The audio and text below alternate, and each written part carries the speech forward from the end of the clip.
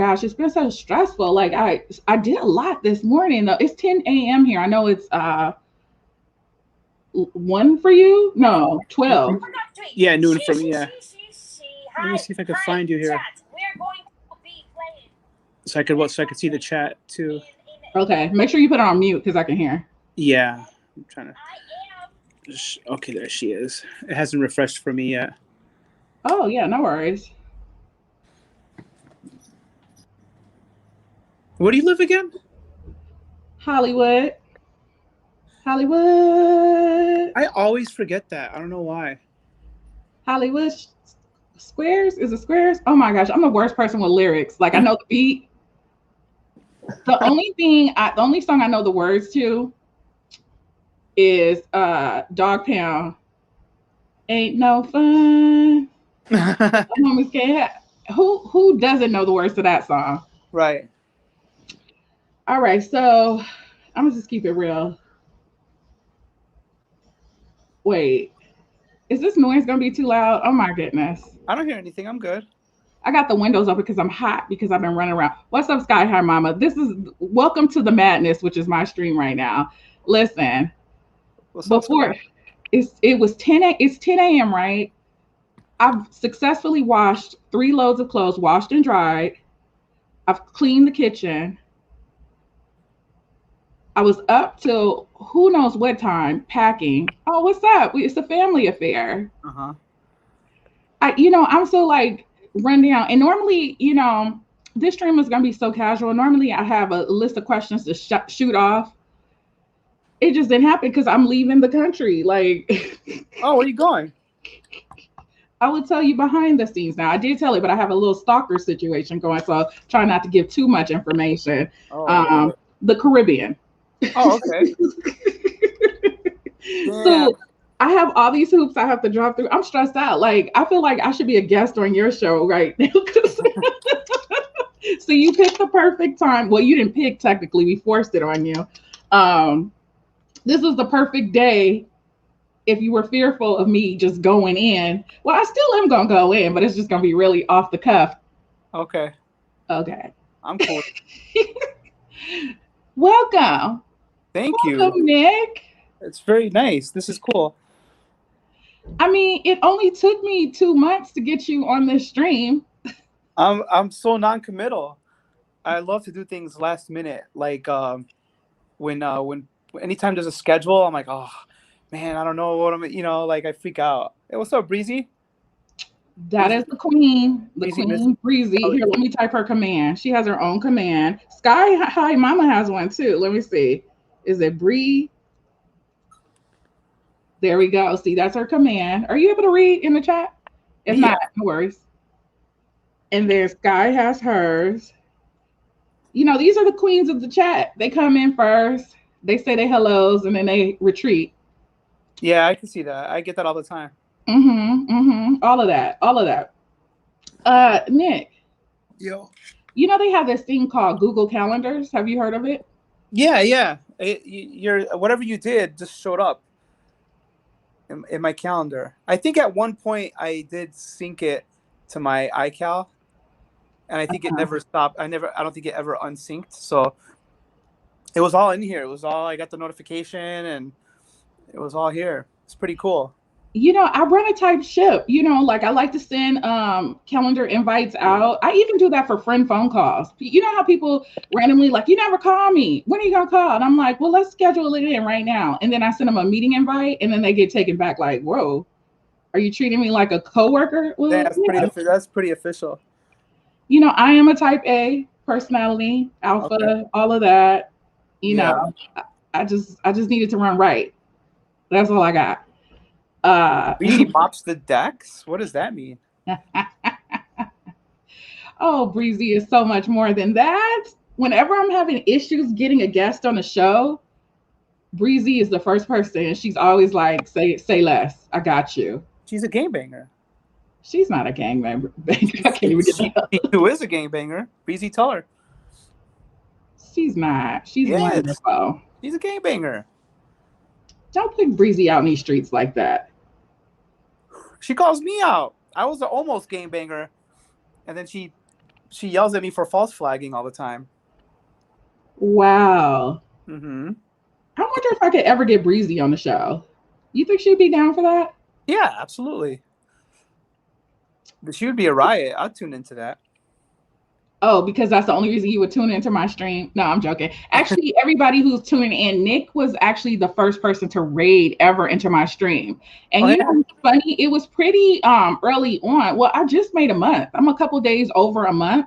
And you know, there's been times because I like to raid into people's rooms. I mean, of course, I raid into my people's rooms, but for the most part, I like to raid into people who are just like small in numbers, just starting out. You know, I like to help the people who are trying to make affiliate. But there has been a couple times where somebody's been a streamer for about 3 months or so, and then I raid in, and they're like, "Oh my god, you're the first person to ever raid in my stream," and I'm like, "Really? Oh Oh, man. wow, wow." So I didn't get that feeling. I enjoyed the look of surprise and confusion when you first raid somebody who's never been raided before. right. With me, me and Jersey would coordinate the first couple of raids. You know, I'd be like, Hmm. hey, raid into me, you know, or he'd be like, hey, go on at this time, I'll raid into you. So I kind of like was expecting it. Right. But then Right. even then, when I wasn't expecting it would happen, I'd be like, oh shit, we're getting a raid. Like, it's exciting, isn't it? It's fun. It's like when you're new Yeah. at it. I'm okay. So don't get me wrong. I love all support, but the thing that freaks me out the most is the raid trains or the hype trains. You know, Those. I don't know why. So I have two opinions on the hype train. Okay, go ahead. When it's on my channel, I feel very awkward. Hmm. I've always been brought up to be very shameful. And my parents, you know, we were the type of family that if you walk into someone's house, you don't even ask for water if you're thirsty. You know what I mean? Like, so I'm taken back by it so much, and I feel so embarrassed and awkward when it's happening. Hmm. But when I'm on the SKAM channel, I understand that this is, you know, I'm there for a reason, and the channel is, you know, it's a working channel, and I can't, you know, I'm so on the SKAM channel, I will hype up the hype train Hmm. because it's not my channel, and it's, you know, Sujit's working and he's doing the best he can to build this channel, and you know, like, so I got to be that guy. When it's my channel, I'm completely embarrassed, and Right. you know, like it's mind-boggling to me. I see it. You know, I've contributed to hype trains before, and I get it. It's fun and whatever. But I always feel like, guys, like, don't, you know, I always felt like I'd rather just have the most lit channel and let it happen organically Hmm. than to encourage anybody to spend any money. You know, I'd rather have 1,000 people in my chat give 1 penny than, you know, to have 30 and rely on it, or make people feel obligated to, you know, uncomfortable or anything like that. But this, have you ever caught a hype train? I have. I got a hype train 3 days after I made affiliate, and I was so excited. You know, thank you. Shout out to Sky High Mama. She was very instrumental. I mean, it was other people participating, Here but comes I Neil. believe she was on the show, and I got that hype train. I keep calling them raid trains. I don't know. I'm so confused. Stream Lab, Stream Element, Stream. It's just so many things with similar names. You know, I'm old. You know, we got Time. raided, right? Yeah, I did. I was just about to say thank you. Neil, Welcome, Jackson family. Thank you so Neil much, Neil. Jackson. This is such a shock. Neil Jackson, man. Thank you, Neil. I love you. You can't not love Neil. I mean, he is one of the most genuine, like, kind-hearted dudes. He's just so. Who told you that? I know him. I've hung out with Neil many times. I've hung out with I him in mean, New because the York. streets is talking about him. Streets is you missed the interview. He's like King Ratchet, apparently. Man, I don't know. He's ratchet for sweets. That's all I know. The guy is pretty. Well, we did touch up on that because when he was on the show, I was like, I want somebody, I want a relationship where the man looks at me like Neil looks at a box of donuts. And, you know, we all had a good laugh. But, you know, if you've ever seen him in the in real life videos, yeah, his eyes light up like a bonus check found, unexpected bonus check when he sees a box of sweets. So, yeah. Yeah, I caught it. I'm like, fam, you like, we were out one time and we were out late and we were, you know, well, we Oh, were. you guys hang out? We've hung out many times. Yeah. Okay, I didn't know that. Yeah, we've hung out many times. And so we were out one time and it was in New York, and it was me, Jersey, and him, and me and Jersey were drinking. He, obviously wasn't, and we're chilling, and afterwards we go to eat at some diner. Now I'm already like hating my life and regretting that I ate at a diner at night, Uh-huh. and we eat and we're stuffed, and he wants to go get a donut. I'm like, fam, it's 3 a.m. Like, he's like, you gotta try these donuts. You gotta try these. I'm like, bro, and I'm like, you don't stop with it. It's 24/7 with this shit. I mean, I can't take Neil. Sorry, I'm getting my ends mixed up. Sorry. I'm telling you, I'm stressed out. I can't take Neil seriously until he goes to Planet Donut because they have those pistachio donuts. That's my favorite donut. It's mine too. Every time I go to New York, if I'm at a hotel, I'm having them Postmates up, like, please, please. And the trick is you got to get it first thing in the morning because all these hungries go up there and buy them all out. I love it. One time when I was living in New York, we did a donut crawl. Oh yeah, they have those here in Chicago. Nikki Ninja says she got a shot of the hungry eyes. Yes. Let me say hello to everybody in the room. Sorry. I'm struggling with balancing between talking to everybody in chat and then interviewing. I'm getting better. So I'm appreciative that my house cats and the Jackson family knows, and I'm getting better. But what's up, Tanya, California? I can't wait for our stream. I have an interview with Tanya as soon as this one is over. Okay. I'm a busy girl today. Of course, my queen Breezy. What's up, Nikki? What's up, Patrick? Welcome, welcome, welcome. Hey, Lisa S. Claudia, what's up, girl? Which Claudia? Is that Claudia that I know? I don't know because Neil's crew, a lot of them have changed names, so I feel like I'm reintroducing myself. Like, there's Patrick's Final. What's up? Yeah, I love Patrick. That's my guy. You know him too? No, I saw him on your page. Oh, okay. Did you not interview him? I did. Yeah. That's the day I rated you. Oh. Yeah. Okay, so Patrick's interview was the first time I actually recorded. He was like the first official. Mm-hmm. Yeah, so we'll be having Patrick back on the show soon. We just got to figure that out. Okay. Who else is in the room? Sorry, I'm trying to get to everybody. Lisa, I see Claudia. I see I Am a Princess. I got your name right. Irene is here. Yeah, thank you, everybody. Thank you. So anyway, so we're interviewing DJ Nick Rockwell. I've added the DJ on. Hopefully you guys have all checked him out. Normally he's naked, but he put on his turtleneck for my show. I didn't ask him to do that, but yeah, I'm surprised. Has Twitch ever came after you for showing your test on camera? I haven't heard anything yet. Sorry, I'm looking for my hat. I feel like I'm having a bad hair day. Well, it's a little late for all that now. Yeah, I caught myself on the camera. I was like, oh, okay. Is that those angles are not working for me today? I mean, you're good. They are not happy. You're my sexy furry daddy. I'm indeed furry. That's indeed. What's up, DJ Daja? There we go. That'll solve that. Wait, hold on 1 second. What is Tanya saying? I still have challenges going back and forth with the interview and chat. You don't need to apologize. We're all here, and you can take your time. Thank you so much. Well, if you want words of encouragement, that should become second nature, real quick.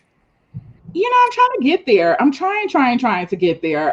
It gets better every day, though. Oh, this is the look you're going with. Yeah, the hat. My hair was all lopsided. I hurried up out of the shower and jumped on.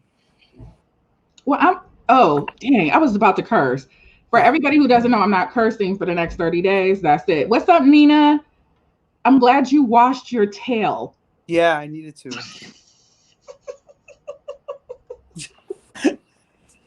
I mean, I was expecting Hawaiian shirt, chest open, giving it to the house cats. Yeah, no, I didn't think about that. It seems like I've taken a break from the open Hawaiian shirts. I mean, that's how you built your empire. Built it.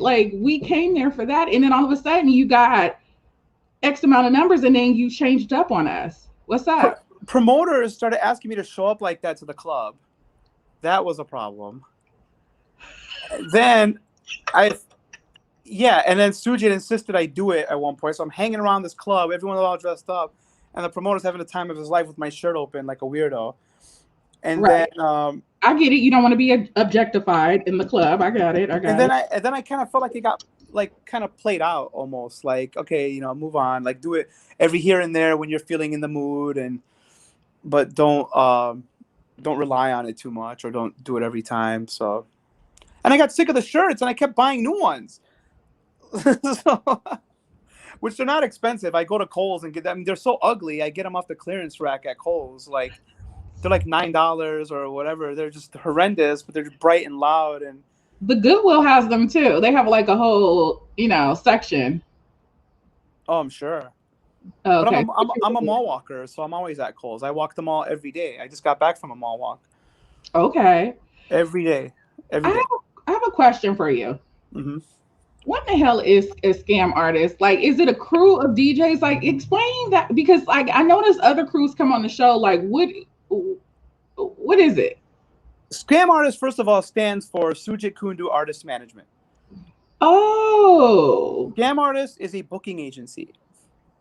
Oh. All it is, it's a booking agency. So if they either seek you out, or it's extremely hard to get on SKAM, but it's if at some point, if they deem you worthy, they will sign you to the roster, and it has to be worth it for them typically, or for you, or or whatever. But if you're on the roster, they will manage your bookings. Okay. So when someone books me, they have to talk to Sujit.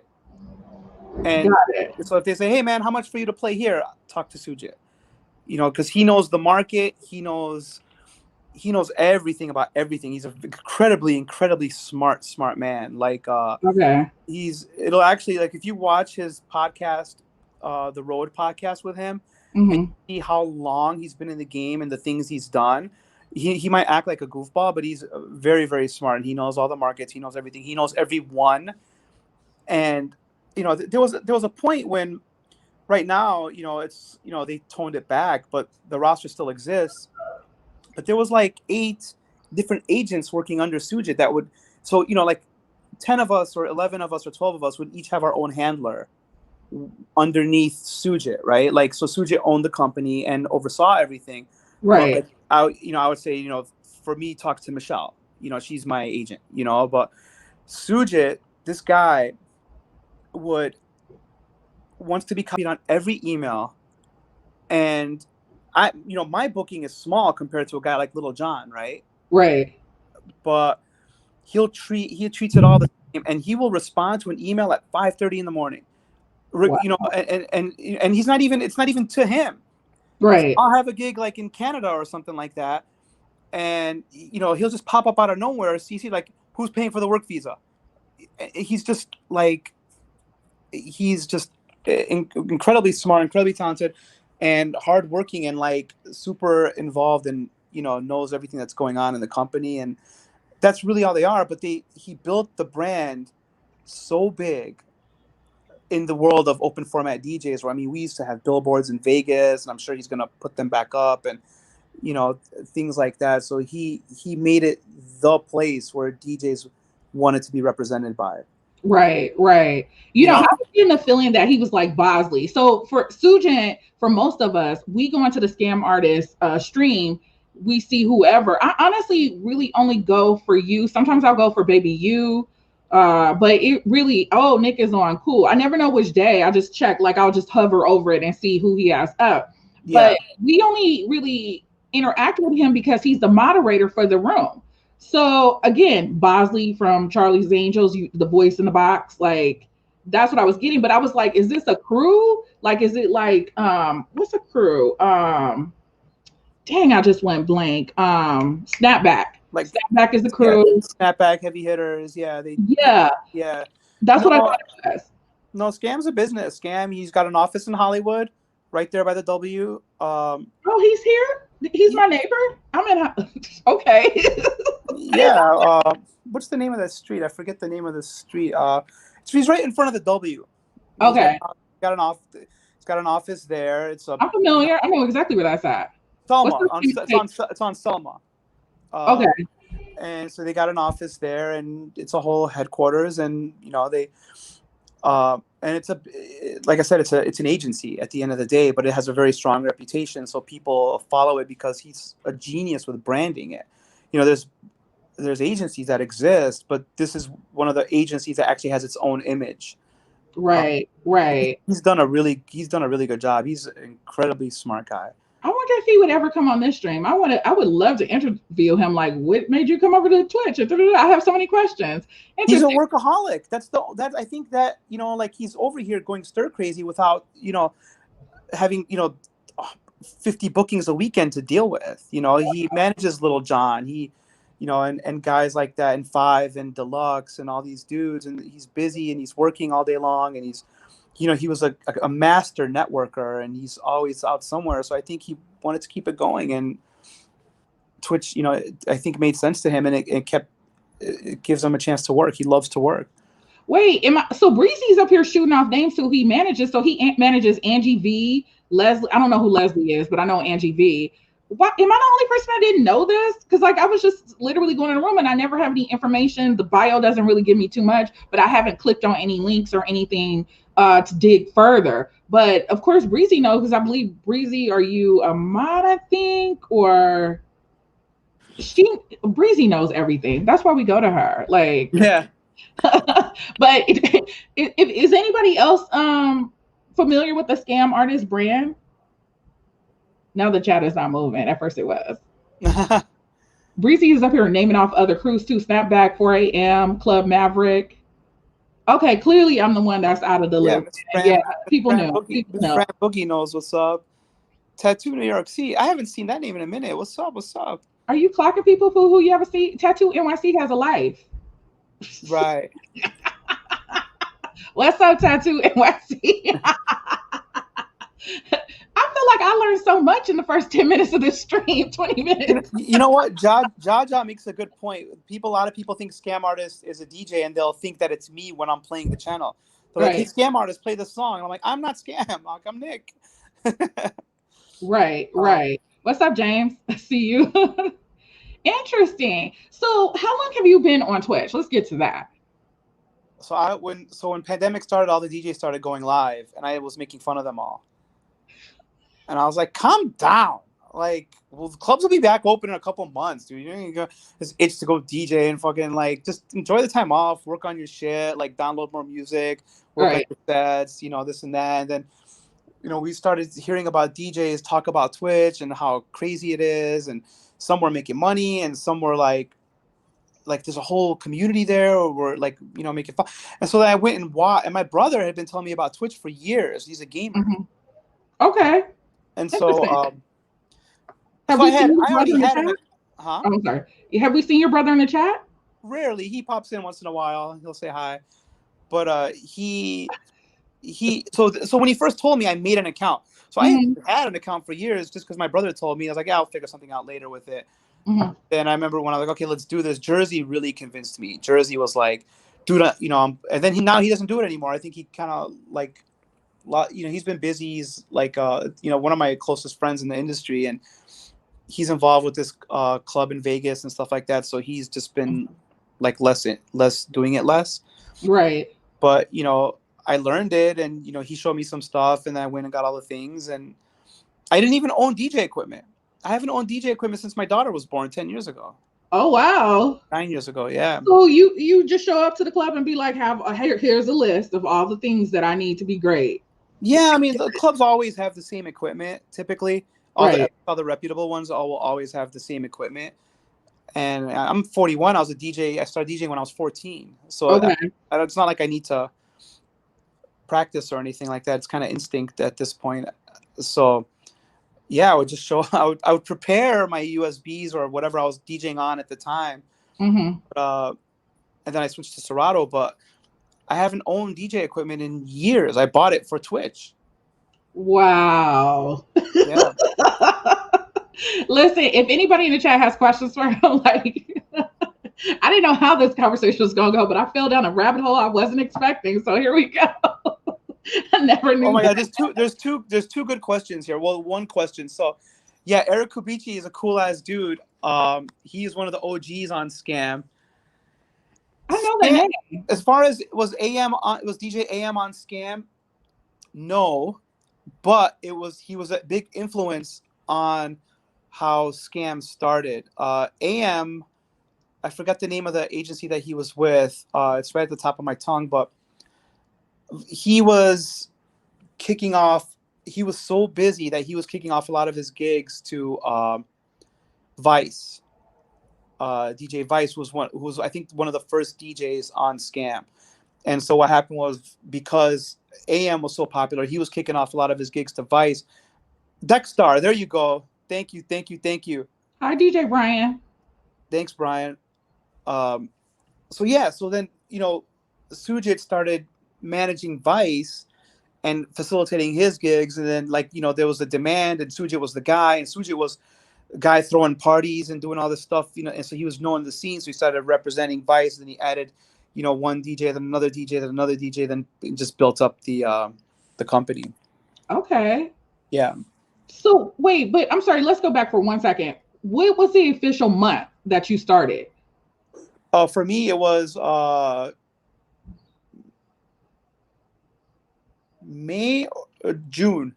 It was June. Wow, you started really well. I mean, not as late, because I mean, there's people who join. Actually, a lot of people joined in October, November. There's people who joined in January of this year. Some people took longer than others. Like, shout out to the DJs who saw it for what it was early on and got in. And what, essentially the gatekeepers. They built up their audiences, so everybody who's coming are basically chasing that, whatever the goal is, the check mark, the fame, the glory, the contacts, whatever. What are your goals here with being on Twitch? Is it just to kill time, or is it, because I feel like you don't take it as serious as other people. That's the energy I get from you.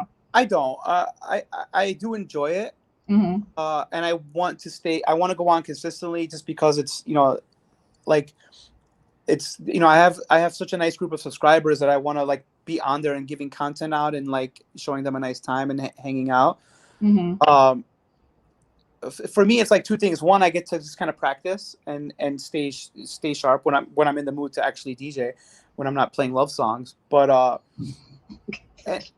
and you know what, you'd be surprised that it's a good way to Twitch is a loyal community. Mm-hmm. And it's a good way to build your following, and and I feel like you're not as disposable. When people enjoy you on Twitch, they know you, they stick with you, they remember you, and I've made friends all over, and it's grown my following, and it keeps my skills sharp. But I don't think I want it to be every I'm doing production, I'm doing gigs here in the city, I'm doing gigs traveling. Mm-hmm. I don't want to do I don't have time, and I don't want to do too much, or it's hard to do too. Sometimes I'm like, man, do more, keep going on. And then I try to balance it out. First of all, I probably should have started with who is Nick Rockwell, because for me, outside in, I know that you're more than a DJ. I know that you're I don't know. I think you're a producer. Yeah. You produce. Yeah. Okay, but fill in the rest. That's the only thing I know. I think that's it. I started off as Wait, what's that? I said, somebody get his publicist in here. You need a hype man or a hype woman. No, I started off I'm a dad. Breezy, the job is here. You're hired. Here you go. Yeah, I'm a dad. I think what people don't know is I like to do relationship coaching. I know almost everything there is to know about relationship coaching. Even though I'm not the best at it myself, but I am very, very, very fascinated with relationship dynamics, attachment styles, love languages. Love language is just something that I've read the book, like I said, anything that has to do with that topic, the way people attach, narcissistic personality disorder, borderline, cluster B personality disorders. I help people get their exes back. That subject is really fun for me for some reason. And I've made friends coaching people and getting them through breakups and stuff like that. That's been a hobby of mine for a few years. But as far as DJing goes, I was a house DJ. I was strictly house. I only played house. I only produced house. And when I was a kid, I was this huge fan of Bad Boy Bill. Like, I Okay. would drive, he was one of the pioneers of house music, one of the first OGs. And he was a god in Chicago, right? And I would drive 5 hours to see him play a rave or this and that. And when I was in college, he had a big record label based here in Chicago. And I was in college, I would call every day for an internship there. And they were the hottest shit. You know what I mean? Like just the hottest freaking record label for house music at the time. And they finally let me be an intern. Wow. And when my internship ended, I didn't say anything. I just kept coming in. And so this is when Napster was coming in and killing the record. Uh-oh. Did I lose you? Oh, you're back. Uh-oh. Did I lose you? You're back. You're back. You're back. Hold on a second. Okay. Can you hear me? I can hear you perfectly. What's up, MC2? Thumbs up if you can hear me. I can hear you. Can you hear me? I can't hear you though. I don't know what happened here. I got a phone call. Oh, you might have to leave and then come back in. Wait, let me. You know how I can reconnect? You got to leave just come all the way out and then click the link that I sent you and come back in. Can you hear me? Wait, let me type this in the room. Can you hear me now? Hello, caller. Oh, okay. Thank you, Fran. Got it.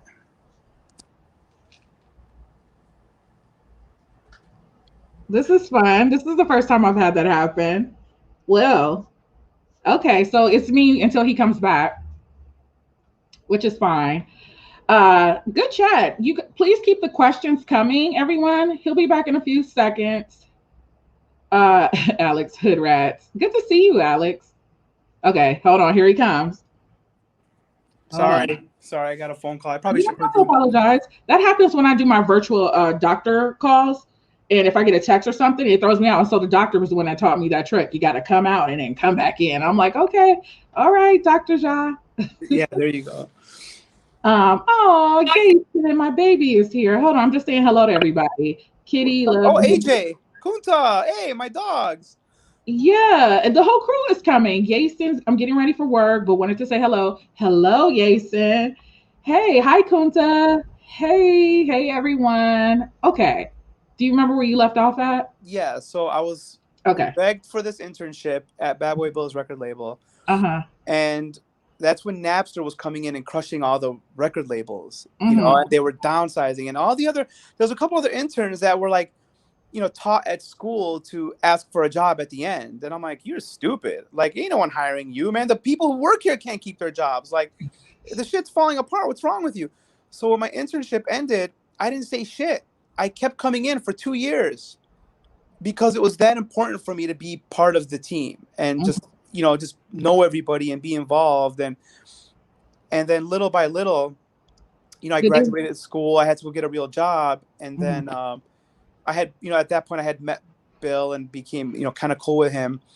And I ended up I became like the GM of this like sex hotel here in Chicago called the Sybaris. It was literally like hotels that had like, you can either book for like a 4-hour stay or an overnight stay in the afternoon. And the afternoons would be all like businessmen with their secretaries.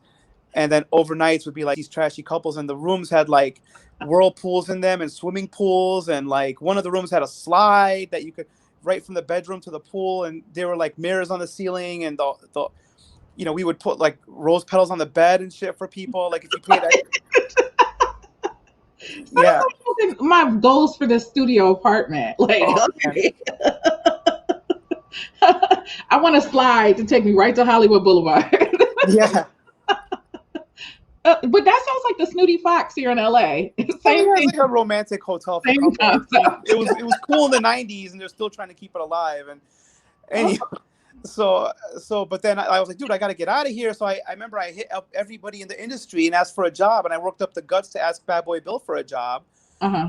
No one responded to me except for the god of all DJs himself. And like, he responded like a month later. He's like, hey man, yeah, you still looking to work? And he brought me in, and I was doing like the most odds and ends stuff around the studio. Mm-hmm. One day I'd be editing a track, and the next day I'd be dropping off his dry cleaning. And like, it was just anything. And then I worked my way up within him and his team. Mm-hmm. And then eventually he started bringing me on tour with him as his opening act. And so that's how I built my name up. Wow. And I toured with him for years and years and years as the opening act. And sometimes when it was a situation where there wasn't an opener, I was still his tour manager, and I still am his tour manager. You know, like even now, rarely will I open for him, but anytime he gets a booking, you know, I'm involved somewhere behind the scenes, like just advancing the show or talking to the sound guys there. And sometimes I travel, and then other times, you know, promoters are used to seeing us together from, you know, because of all those years, and they'll be like, you know, hey, can we get you to come too? You know, we love the Nick and Bill combo. And so then it took, you know, it was hard to make money here in Chicago playing only house. Right.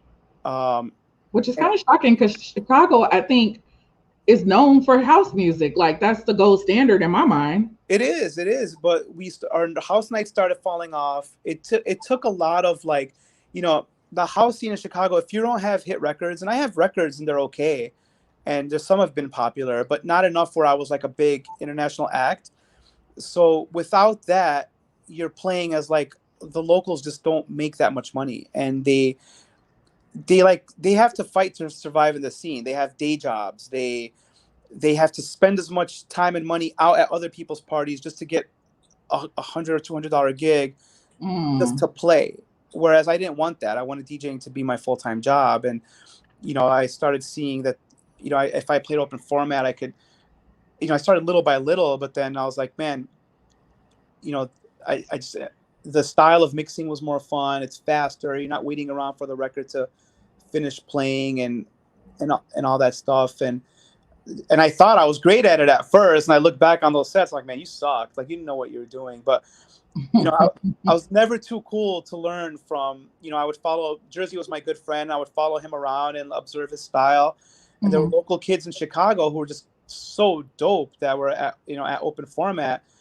And I just took a piece from everybody and what I liked the most from everybody and learned and kind of, oh, Jesus, she wants to hear Elvis Crespo. What is up with that? Like, I see so many people. I only know the one Suavemente song. I didn't even know he had multiple hits until I went to Nick's chat, and then you started playing like different songs. But that's all about Raimundo. Raimundo is a kid from Toronto who is absolutely obsessed with Elvis Crespo.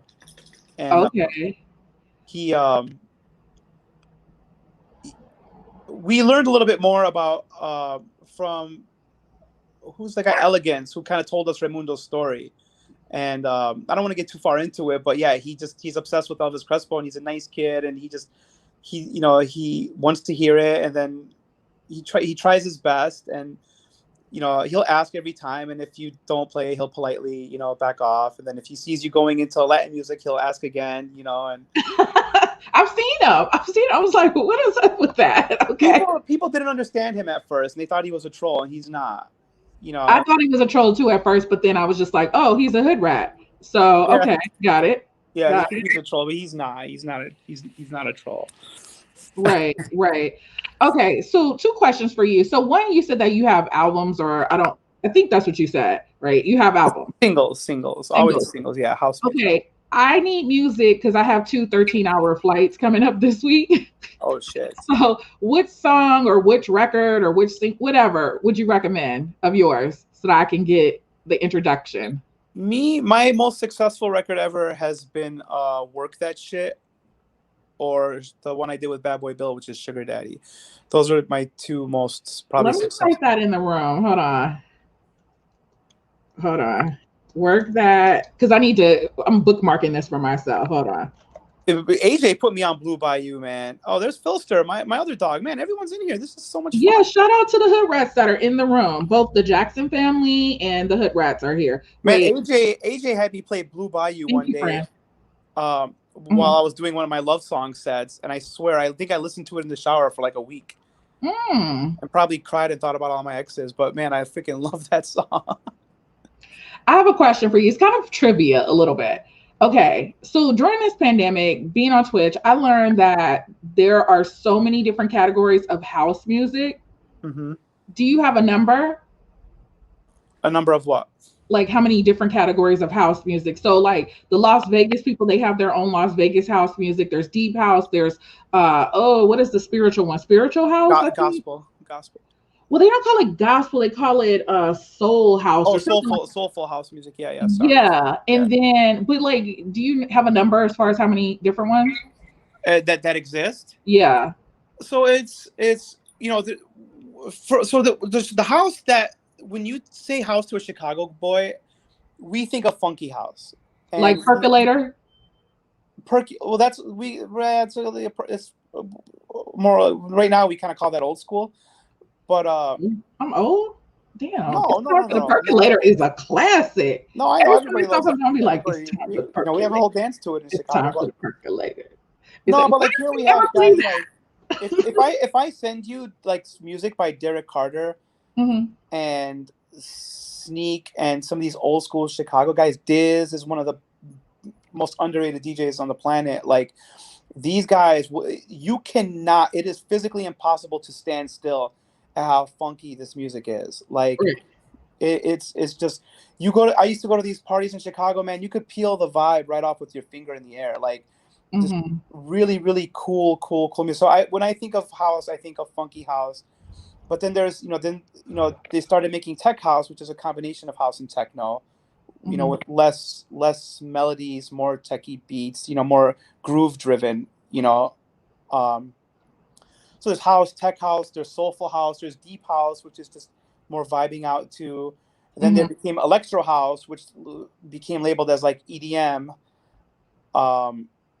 And then there used to be progressive house, which now is kind of its own thing. Where progressive was like it was back then. It sounded like more of a it sounds like tech house now, but it was like a mixture of house with tech with trancey elements that was more melodic, more electronic sounding. The house that came out of Chicago was very sample based, so it was like you wouldn't use many keyboards or anything. You would sample everything. You would take a disco. The way house was created was when the White Sox had that thing where they had this day where you got a free ticket and if you brought in a disco record, and it was called the Disco Sucks Party.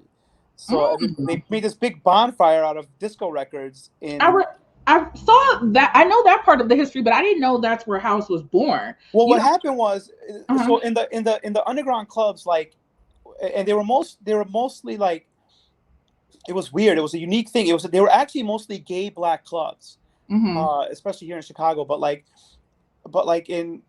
they became just the coolest thing ever. And it was like the Paradise Garage, whatever, and the Warehouse, whatever. Well, no, it was at the Warehouse as well here in Chicago, where disco became, because of that, it triggered like disco's officially uncool, right? So, but what happened was these producers from here started taking disco records, sampling them, and putting them in their drum machines and making new records out of disco records, basically. And then so that was music that was played at the Warehouse, and then so people would go to the record store. They're like, "Hey man, we want that Warehouse music. We want that music they have at the Warehouse. That's the coolest place in the city." And then they started calling it house music, and then there we have it. Is that loud? Ugh, goodness, I'm so tired of this construction happening over me. I'm sorry. What? I'm wondering now. Okay, so I know that it was a transition from. Okay, so all of a sudden everybody started hating on disco. Is that real loud? No, Can you it's hear fine. me? Okay. Put up with me, everybody, for the next couple days. When I get back from town, hopefully this apartment will be done. Okay, so I'm wondering now, did it start in the ballroom scene? Like, because that's like was house born there. The And ball. see the ballroom scene. So like the gay clubs back in the day, they had the ballroom scene. It Yes. was disco at first, from my understanding. But I'm wondering, was house born there? Like, did they create that specific type of music? I don't. I no. I don't think so. I mean, it was I always, from what I've understood, it was always from the remnants of there was, two clubs here that popularized it. It was the Music Box and the Warehouse. Mm-hmm. Ron Hardy, and then Frankie Knuckles was a New York guy, but he moved to Chicago, and then Mm-hmm. that's when he started, stopped playing disco. I mean, he was playing disco, but then he needed music, and they were creating this new music. Right. I'm so sorry, everybody. It sounds like you're in Miami. There's always construction outside. I told y'all this is the most ratchet stream, but we gonna deal with it. We gonna get. It's pretty funny to me. I was actually looking at the replay from yesterday because the same thing was happening. And DJ Manny Faces, he was like, "It sounds like something's vibrating, like something over there. You have vibrating back there." I'm like, "There's nothing vibrating around me." I thought you had a roommate flushing the toilet. No. I was like, oh, okay, this is what we got going on. Daja, Gramophone is still open here in Chicago. Yes. And Breezy, thank you. Listen, I tell people, I've been asked the question like, what keeps you going to people's streams? And so one of the things that's important to me is like getting a history lesson. I know a lot of the DJs we can read, and this is not you, because of course we come for the nudity to your channel. Yeah. But like I like to tell people, like I like to walk away with new tracks that I could add to my playlist. I like a history lesson, some kind of behind the scenes, a story, something like, I appreciate when the DJs give us that. And so that's why I tend to hang out more in the vinyl chats, because we get more of a history or background story, or something else on top of just you standing there and playing music. So Brian, sorry. No, please continue. Sorry. No, it's funny. That was actually pretty funny. I'm so sorry, everybody. Anyways, we're gonna just push through. Have you ever thought about playing music on your stream? I want the DJs to come and just do the middle of the night, like pop-ups, like the stuff that they wouldn't normally play. But I feel weird asking, because it seems like, because I'm sure a lot of the DJs are like, why do it over there when we can do it over here? But I'm like, I did a stream one time only, and people enjoyed it. Mm-hmm. I think I haven't done it again. And by the way, I also want to start a relationship coaching stream, but this totally. But anyway, wait, Breezy wants to get back with her ex. You think you can help her? There's only one way to get back with your ex. You have to execute the no contact rule perfectly. And if you do it flawlessly, there's a high chance you can get back with your ex, but you must remain in no contact. Because what happens is what Breezy is experiencing is what happens is Breezy, when you want your ex back, you're experiencing loss, and there's no worse feeling in the world. And loss triggers. What happens in that is that people become like a drug, right? So when you attach to somebody, your brain releases. You get a spike in oxytocin and dopamine in your brain from a person that you attach to. And so when that person like doesn't contact you, your brain's waiting for that hit, and it doesn't get it. So now your brain is starving for it, just like it is for a drug, right? And then it starts to release like the cortisol, which is like the stress hormone, and causes you to feel anxious and causes you to keep reaching out.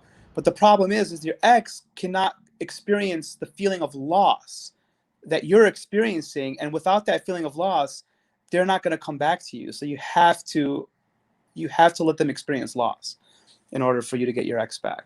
You cannot contact them. That's it. It's like zero, no liking, no watching stories. You disappear. You don't post any quotes. You don't post any sad songs. You don't go overboard with posting photos online because it looks too obvious. You have to play it perfectly. You just have to live life. Why is this hilarious to me? Okay, I'm sorry. Go, keep going, because you have a lot of people listening. People picking up their phone right now. Yeah, but the thing where people fuck up the no contact rule and all that is that the most important thing about it is you have to take that time to identify what went wrong, what you did wrong, what they did wrong, and work on yourself. And so if you can get your ex back. I've done it for people a lot of times, but they fall back into the same patterns. And then it just falls apart again, and it's like it's a never-ending circle. So you need infinite patience, and you need to find a way to. Anxiety is the root of attraction, unfortunately, and the person that makes you feel anxious is the person that you find yourself attracted to. And so that anxiety can be so overwhelming that you reach out and this and that. And so you have to find a way to soothe your anxiety while working on yourself. And then you. Oh my God. Never a dull day on this stream. Okay. For the chat question, type a 0 if you have no interest in ever getting back with an ex. Type a 1 if there's somebody you kind of want to get back with. I just need to know a show of hands. Who a friend? Wait. let me type 2.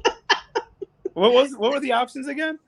0 if there's no one you want to get back with, and then 1 if there is somebody you're kind of open to. And there's nothing wrong with wanting to get back with somebody. I mean, I've had periods of time where I wanted to get back with someone, and that was a mistake, but I did it. Yeah, I have texted exes on my stream. I have texted exes, but there are ones that I'm not in, currently like pursuing in any way. Like we have it like that, but. Tanya is over here trying to book for her show. Like, listen, Tanya, you know how long it took me to get him on the show? You don't know what I had to go through. I had to get Breezy. I had to do calendar invites. I had to really get it. Like, first of all, he didn't even have an option. I was like, all right, so can you come on my show? He didn't say anything. Okay, cool. Tuesday at 11 o'clock. Then I had to move the time. And then he was like, okay. I didn't know, honestly, if he was going to show up today. I was so nervous. Anyways. Oh, I'm sorry. I didn't mean to make you feel nervous. Of course I would have showed up. Like, I responded to you yesterday, didn't I? I was like, or what? Yeah, 3 days after when I initially. You know what I did? I turned off my Twitch notifications, which might not be smart. Nick, are you dating? Am I allowed to ask those questions? Because you're a catch. Let me talk you up, because you don't talk yourself up enough. You're sexy. You're young. Wait, I'm not done. You can still see your ankles. That's key. Some people can't see their ankles still. What's going on? I know you have a crush on Ariana Grande. No, I don't. I like her music. I don't even remember really what she looks like. She has a side swoop. No, I like her. I like her music. I think it's kind of odd that I play her music at my age, but I do like her music. You said it, not us. I like Mila Kunis. I always thought she was my favorite star, little crush or whatever. But she's married and with kids. Yeah, she's out. Does she even look like that anymore? I don't know.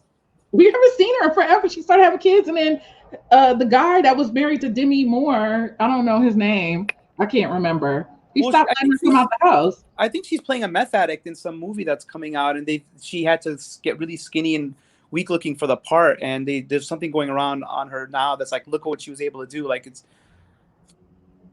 she's with Tanya. She's with Ashton, who's like the ultimate catch. Like, I don't think you can get a better catch than Ashton Kutcher. Oh, did you really say that on Jason Momoa's internet? Yeah. Stop. Yeah, because he's a good dude. He's how much time and money he invests in stopping sex trafficking. I mean, that makes him the ultimate man right there. I didn't say he's married. After you get married, I stopped checking. I don't know. Oh, he stopped checking. Okay, yeah.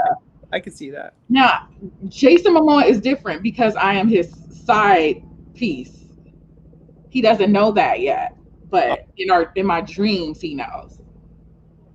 Okay, but are you single? Or is it complicated as some of the fuck boys like this? Oh, did I curse? I'm sorry. I was kind of need a PG-13 version of that. So house cats help me. But F boy, let's say that. All the F boys say is complicated. Okay, so which one are you? Right now, single. I was kind of seeing somebody, and I think she got a little. She was apprehensive. She's been hurt really bad, and so we just right now we're just kind of not. We were more friends first, and then whatever. But not. I mean, we're just kind of dating like lightly, but that's as far as I've gone lately. That's really it. So you're into women that have baggage? No, I don't like emotional baggage. Yeah. There's nothing hotter. Oh, okay.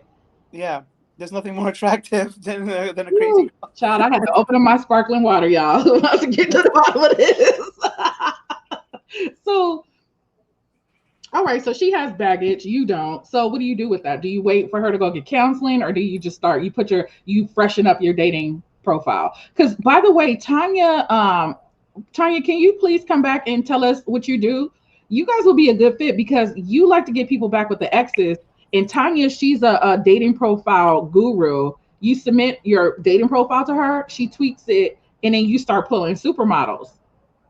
Well, I don't want to do that. I don't think it's healthy. I think it's better to take some time, like when any relationship ends. I mean, but you were just dating. Oh, so it was a relationship. No, it was not a relationship. It was not a relationship. So why do you need time? Because if you're interested in that person, the last thing you want to do is go and be a hood rat and make them feel like you don't take them seriously, and and then you don't want to be that type of person who like relies on validation and jumps from monkey branches from people to people, and you know. Wait, am I confused here? Because to me, dating is just dating. Like it's just like an interview process, and then a relationship is a relationship. So it seems like the lines are blurred here because So you're asking the hard questions now. You're trapping me. it's not a trap. I'm just curious. Can somebody in the chat answer? Because back in my day, wait, what? To test negative for all STDs? What, Alex? What are you talking about? I love it. Okay, chat room, please help us here. Is dating a relationship? Did you young people update the definition of dating? I guess it depends on how much you like the person. No, it's not complicated. It's black or white. Either we're dating or we're in a relationship. Yeah, I mean, I'm free to go date. I was free to go date while I was dating her. So yeah, but do you want to? If you're into that person. Are you in love with this person? No. Why is it so complicated then? I don't think it's complicated. Okay. Okay, Breezy has Queen Breezy. Here we go. Dating means you can see other people. Absolutely. Uh-oh, Fran came with the rawness. He liked her more than she did. Yes. Okay, I think that's too much, guys. We don't want to hurt him. No, you're not hurting me. Wow, this is complicated. Yeah, I don't miss dating, honestly. Why did it get so complicated? Back in the day, you used to just meet somebody at school. Why is my neighbor driving by bumping music? What is he playing? Can you hear it? Can you hear it? No? Okay, never mind. It was bumping. I just can't. I don't know what song it is. Okay, so do you plan on waiting 2 years to go on your next date? No, I might not even wait a week. I mean, it's like it's no, I don't think so. I think if something comes along that I'm interested in, then great. Like I need to find somebody else in Chicago because I want to know how dating in Chicago is. have him pull up and bump. I don't know what that means. Dating in Chicago right now, if you want to meet people in real life, it's not as easy. Because when you go out to the bars and clubs, you can't walk around, basically. Mm-hmm. So you go, let's say, if you're meeting people first of all, you walk up, you can't approach somebody at a grocery store or something like that, or at the mall if you see them because they got a mask on, and that's just creepy. Mm-hmm. But that's where Tanya comes in, as she helps you with your dating profile. Just get a dating profile up. I had the worst luck with online dating. You preach it to the choir. I stopped doing the whole dating profile thing. I mean, I might consider having Tanya come and prove, but it's just LA. Maybe I need Tanya, man, because nobody sucks. Maybe I need Tanya, man. I used to have the Tinder where I used to pay for it and like know if anybody likes you. Man, I would go a month and not get one single like nobody's looking at my shit. And then there's also Amani Experience. He has a Twitch dating show that's been very successful. Have you had a chance to catch that? No. This is the day Amani is not here, and I'm over here booking for his show. Okay, yeah, check that one out. He is matching up the DJs, so it's been really successful from what I see. 360 got set up, quite a few of them. And then he also does the Twitch Newlyweds game for the people who are in couples. You don't have to be married. Is he a DJ or is this all he does? He is a DJ and he's a professor, and then he does the Twitch stuff. Oh, okay. Very interesting. He's been on the show before. He's gonna come back. Yeah, you should check it out. His dating shows are on Wednesdays, I believe. Yeah, that's fun. Mhm. Yeah, like I said, that's always been a hobby of mine. Like just studying that stuff and just wondering why people are the way they are, and why people act the way they do and things like that. It's just interesting to me. I don't know why. I always find it fascinating. I always like to learn more. Oh my God, AJ. Wow. Now she's a hood rat. Who says that about their sister? I mean, I'm an only child. I don't get it, but yeah. I mean, I think JJ would like the idea of me being his brother-in-law, and I think I agree. I mean, it would be the best brother-in-laws ever. Like, out of here to get like, oh my goodness, I'm excited for that. Nice. Yeah, it's like so listen, Amani's channel, see now I have to get you over there. His channel is actually better than real TV. Like I feel like I don't even need cable. Like I know his lineup. Yeah. But so between Twitch University, that's on Monday. So all the vets and also newbies too, they come in with tips or questions or whatever. That's dope. And then Wednesdays are the dating shows. And then he's actually developing a new show, but it's like really entertaining. You should check it out. Do you ever hang out on Twitch aside from your own stream and SKAM Artist? I've reduced it a lot, not on purpose. I don't even know why. I think I've just been busy, but like I used to be on, like when I was first into it, I was like, man, I was just on everybody's stream, and now maybe I should turn the notifications back on. Maybe that's what it is. I was getting notifications. It was bugging me. I'm like, let me turn it off. And now, because before I'd see, so-and-so pop in, I'd just pop in and say hello, regardless of what I was doing. And so now I haven't been as much. I need to. Hood rats, for the hood rats that are in the room, if you have any questions for Nick, please come. I'm trying to, like, I don't want to go too hard on him because he was so scared coming on this stream. He told me he was nervous, scared. I don't know which word you want to go with, pick one. But, so I didn't want to put you in a position where you didn't want to come back. This is fine. I'll definitely come back. How do you like streaming now? And what do you want to do with it? Like, are you cool with it like this? Is there something you would like to grow it to?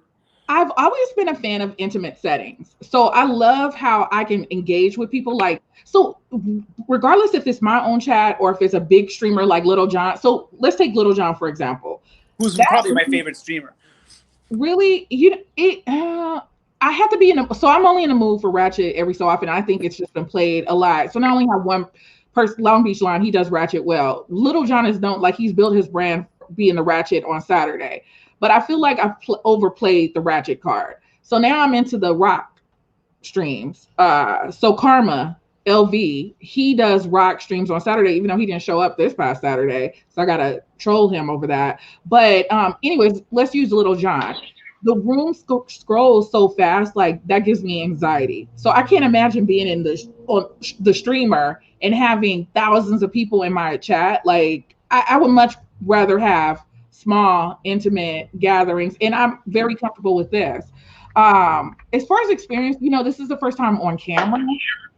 Yeah, I mean, I'm getting used to it. Oh my goodness, you're back at it again. What are you doing? Going to change again? Wait, what is Tattoo NYC saying? Hold on. Kitty, really enjoying the stream. I always assume everyone else knows nightlife. So Nick giving clip notes on Sujin and SKAM is cool. Okay. Oh, thank you. Thank you, Tattoo NYC. Do you have any questions for him? But outside of that, what I enjoy about Twitch? Just the networking. I love engaging with DJs. Like, for example, didn't I see you meet like a marijuana guy on my stream once? A grower, like he was a grower, and potentially. Uh-huh. Sorry, go on. I didn't mean to cut you off. You didn't cut me off. The construction cut me off. Uh, so I never knew, like, in what planet, in what universe, in what plateau, like, oh, there's Amani. Amani, I done already booked your next guest for your show. Like, welcome. Um, I Hi. would have never known all of these layers that you have. Like, how else would we have interacted or met? Like, I feel like you're like a friend in my head now, you know. So, that's what I love. Like, I've been saying from the very beginning,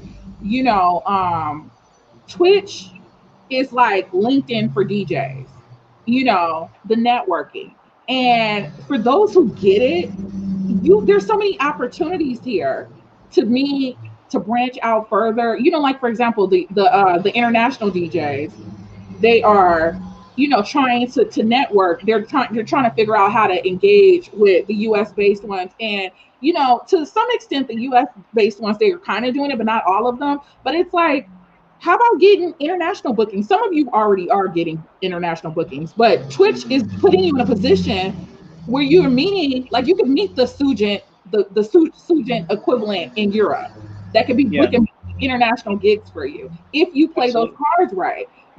So for me, I'm not a DJ, I'm an influencer, writer. I am interested in, my goal is to just expand my brand.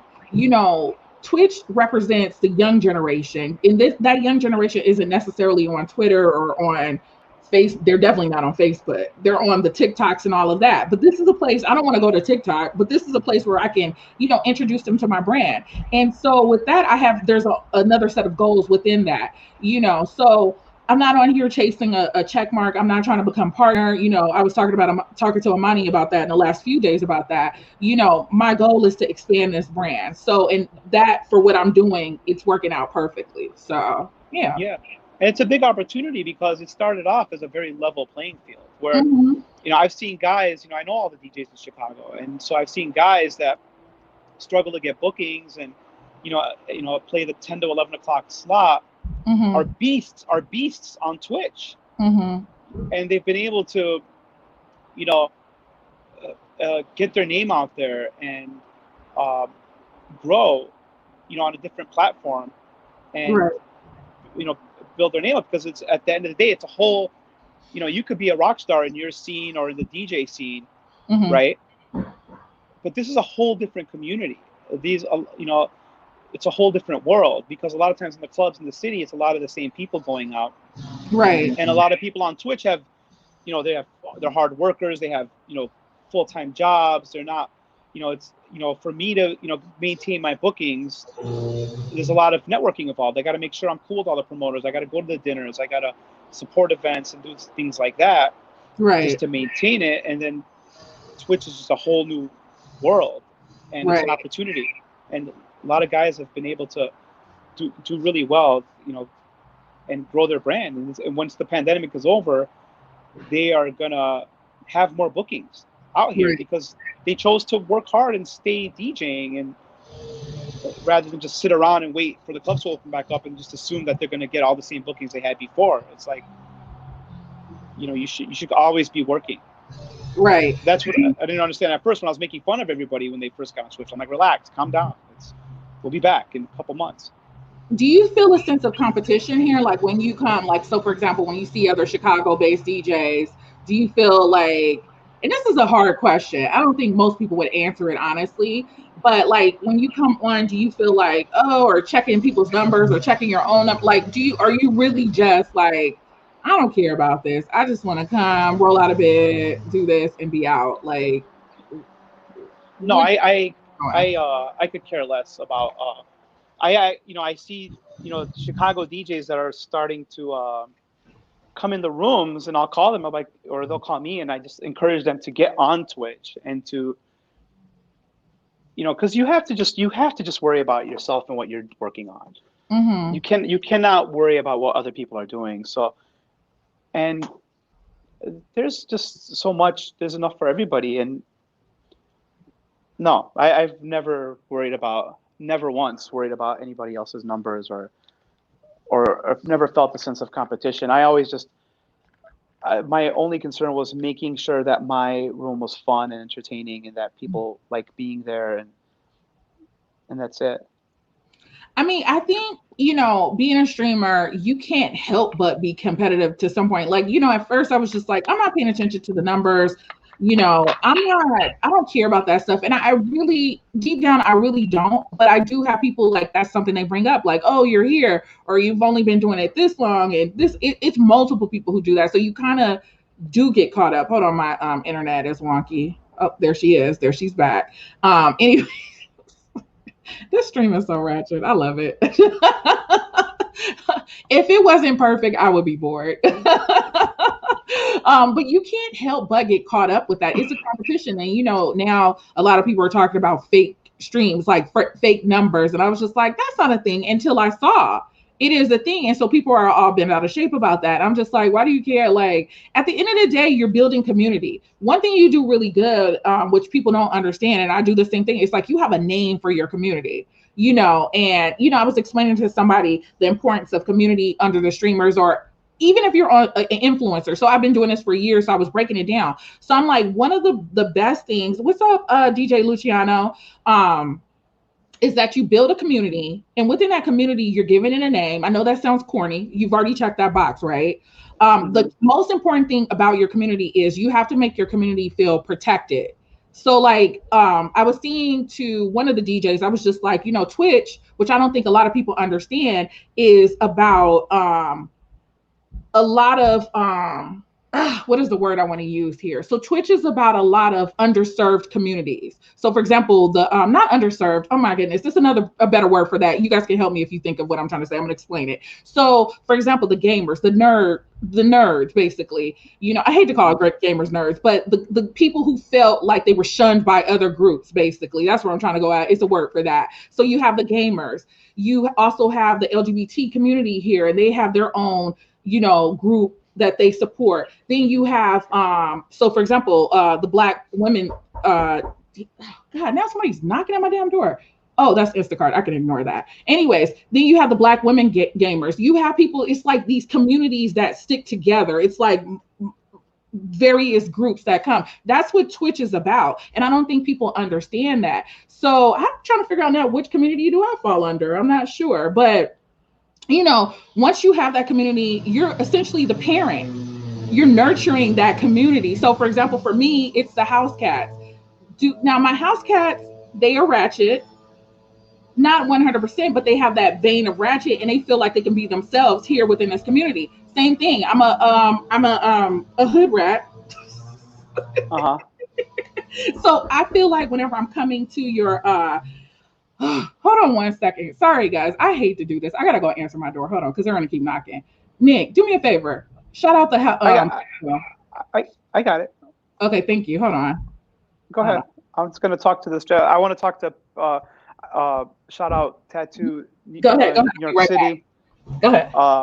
I definitely agree with you, Tattoo New York City. And Patrick's vinyl. Yeah, I could kind of see how there could be a subliminal competition that keeps you hungry. And you're kind of right. Like, definitely get influence, and like if you see a DJ kind of crushing, you do want to. It does subliminally make you want to do better. I could totally see that. Sorry. I think in my case, I can't really worry about it too much because I'm not putting in the work that some of these DJs are putting in. So I can't complain that if someone's, you know, crushing me with numbers when they're on 5 days a week, it's like, if I'm not willing to do the same. So I get what you're saying, Patrick's final, that there's got to be something there, because what would motivate me, right? Like when I see a DJ crushing it, that motivates me to try to make my stream more entertaining, and a little healthy competition absolutely is actually motivating and healthy rather than negative. That is a good point, Tattoo NYC, but still, I see veterans still here. Like at first you have the veterans that come on and they feel like they were too good to come on to Twitch. Like, I'm not doing that. That's for the younger people. Then when they saw everybody coming in, oh, hold on. This is the craziest day for streaming. Why? Why? Anyway, sorry. They come on and then they come with this ego, as far as I'm top dog here. All you bees is my sons. Like Uh-huh. and then they realize you actually have to put in the work, and so it's almost like you're breaking their spirit. You see it, I've seen it so many times happening, and so now then you see them putting in the work and they gradually get it. It's almost like they have to start all over, and it's just a hit to their ego. So and Yeah. unfortunately it comes out through the music, because you can see they're off their game. They're not used to being tested. They could, because they haven't been tested in a long time. They're used to being able to walk into any room and people just show them love and gratitude. They're not used to young people like, who are you? Where, who, what is your story? So it's interesting, you know. Good point. Good point, Tattoo. What- It's hard. It's hard to pander for subs after you've been getting paid $1,000 for 3 hours of work. True. But that's why I said I hate, like I always I am, and when I'm on scam stream, I will encourage the hype train. When I'm on my stream, I find it very embarrassing. I have a hard time with it. Yeah, I will say, being when you're like we talked about that, the hype trains, and you don't like hyping them up, you know, yeah. I mean, do you feel like it's getting easier as time goes by? What getting easier? Like as far as promoting, like, so when you're streaming and you get the hype trains, or do you feel like it gets easier for you? Or I'll never be tattoo I'll never NYC be okay. said it again. Oh, wait, you have interaction with people who would normally, or have interaction with people that normally wouldn't get in a club. Yeah, I mean, sometimes, depending on the clubs you play. I do play at some very pretentious clubs here in Chicago, but no, I'll never pander for subs. That'll never happen. I'll do it for scam on the scam channel. Mm-hmm. For me, like I said, I would rather. I love everything to be organic.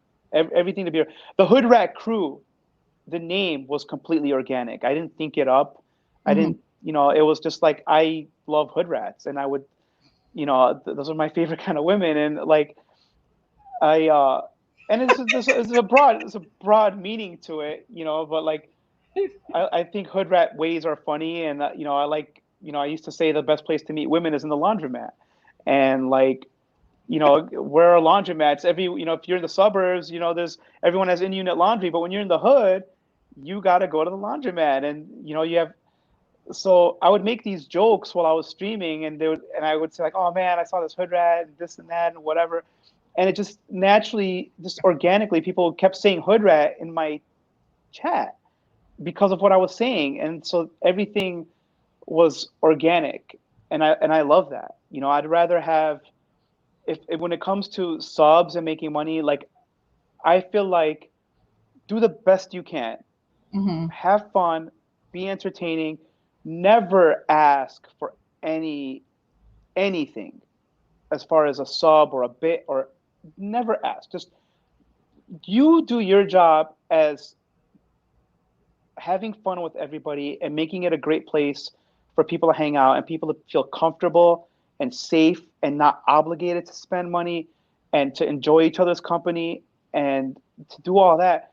And the money will come organically, and you don't have to worry about one person, doing too much or too little, and making people, hype trains are fun, but I feel like it's a lot of pressure, because like, here's like, oh fuck, I'm in the room, I'm talking, and now there's a hype train, and now I have to spend money or else I'm an asshole. And like, no, you're not an asshole. I don't care about the hype train. Park the hype train. I don't even announce it on my stream when I see it, because it's like, don't worry.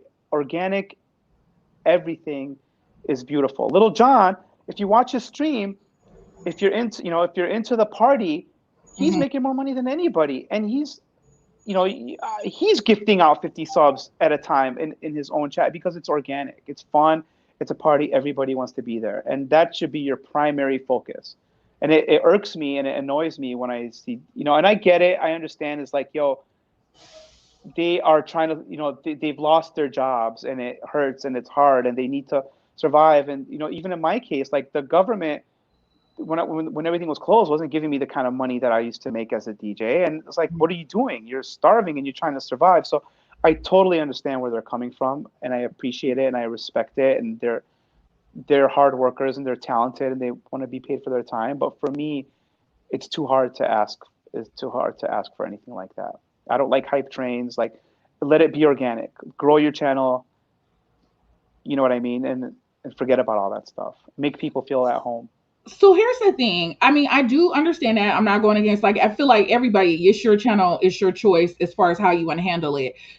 So for me, and I'm not talking about my channel, I'm talking about as a person, as a person of the community coming into other people's channels.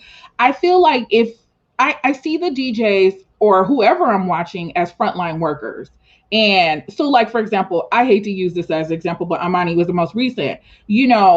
I learned so much from his stream last night, that I felt like, I know all of the time it takes to produce these shows, but for Amani, he's bringing on guests, he's coming up with questions. He's not even just doing one guest, which is way easier. He's doing 3 separate ones, so I'm not bullying anybody to get to his stream, but for me, I felt like I pulled so much out of that stream yesterday that it's like, I want to give. I do that for anybody else, if I see that Yes, you're and that's doing the a good job. organic. That's purely organic. But here's the thing. Some people don't even know. Like, there's so many people who don't even understand what a hype train. I've had people, like, when they saw me based on giving, hit me up in whispers and was just like, hey, what is a bit? Because Twitch does a bad job at explaining when you first sign up what bits. It took me actually a few weeks to get, like, what is a bit? Oh, they get money from that? Like, what are they doing with a bit? Like, I didn't get it. And so sometimes you nudge people, but it's not a flat art. Like, so there's a difference between hyping up a hype train.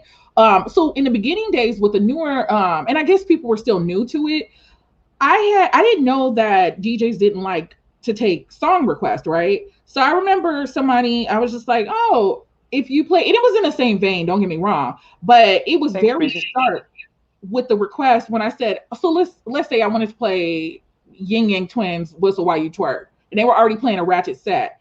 I got a sharp, you can get the song if you cash at me some money. That's literally what I did, that they did to me. And so I was like, oh, yeah, no problem. And then I sent them $20 but through the Cash App.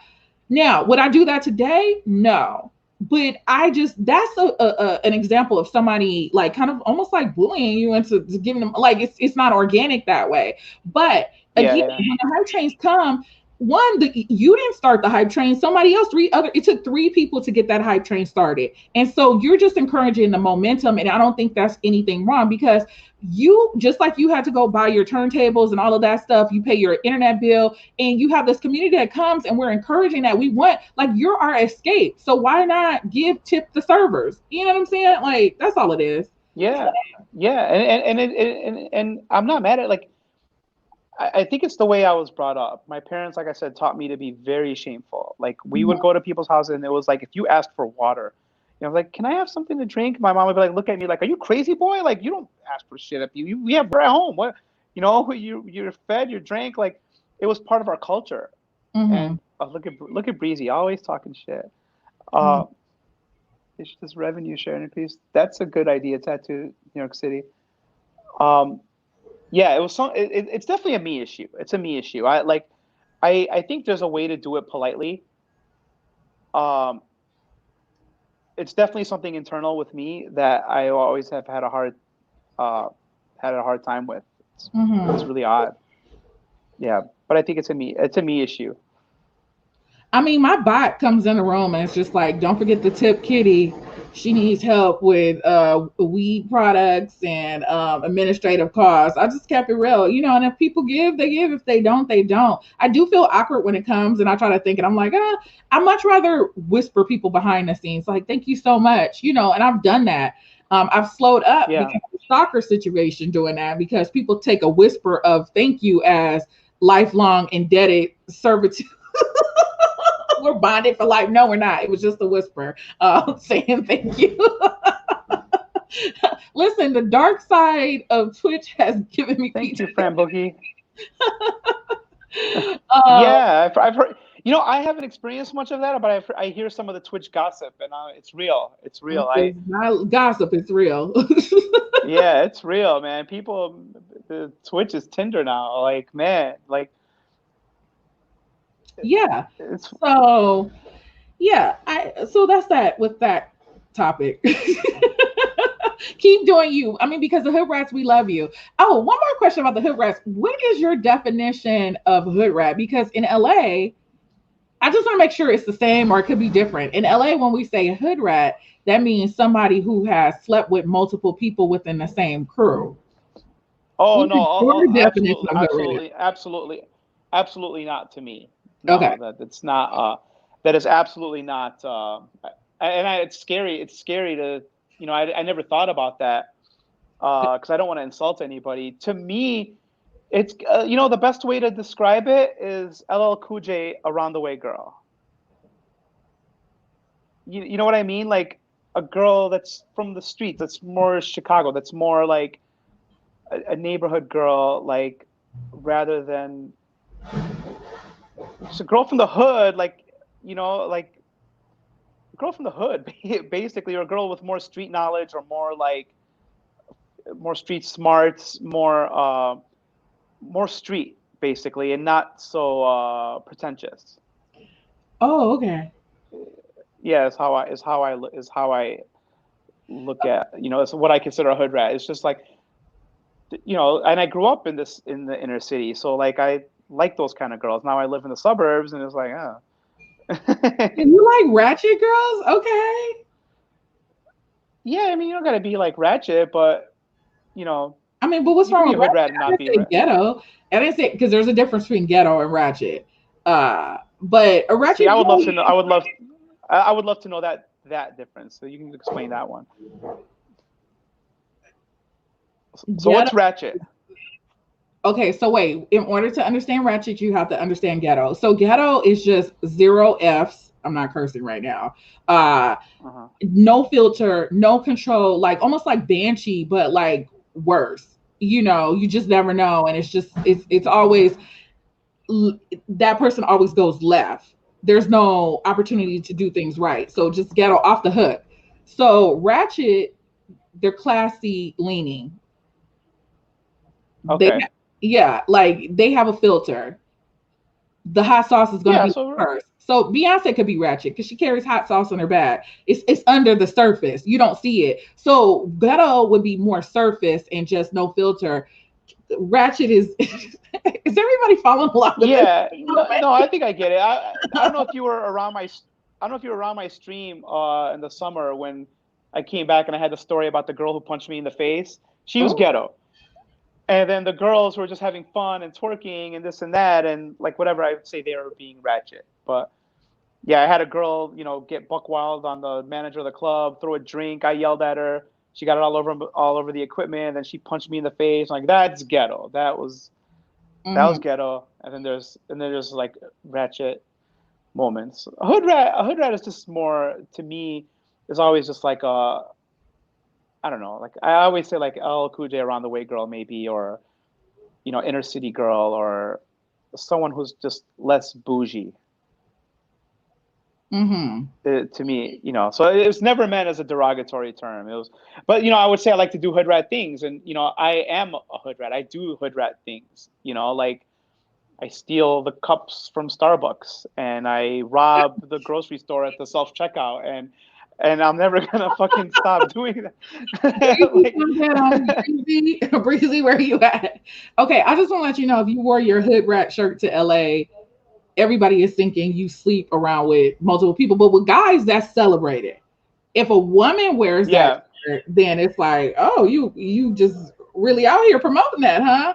And I would not, if I had a hood rat shirt on and a guy asked me for my number, I would know he was thinking like he was gonna get him some because I put hood rat on my body. uh, Yeah.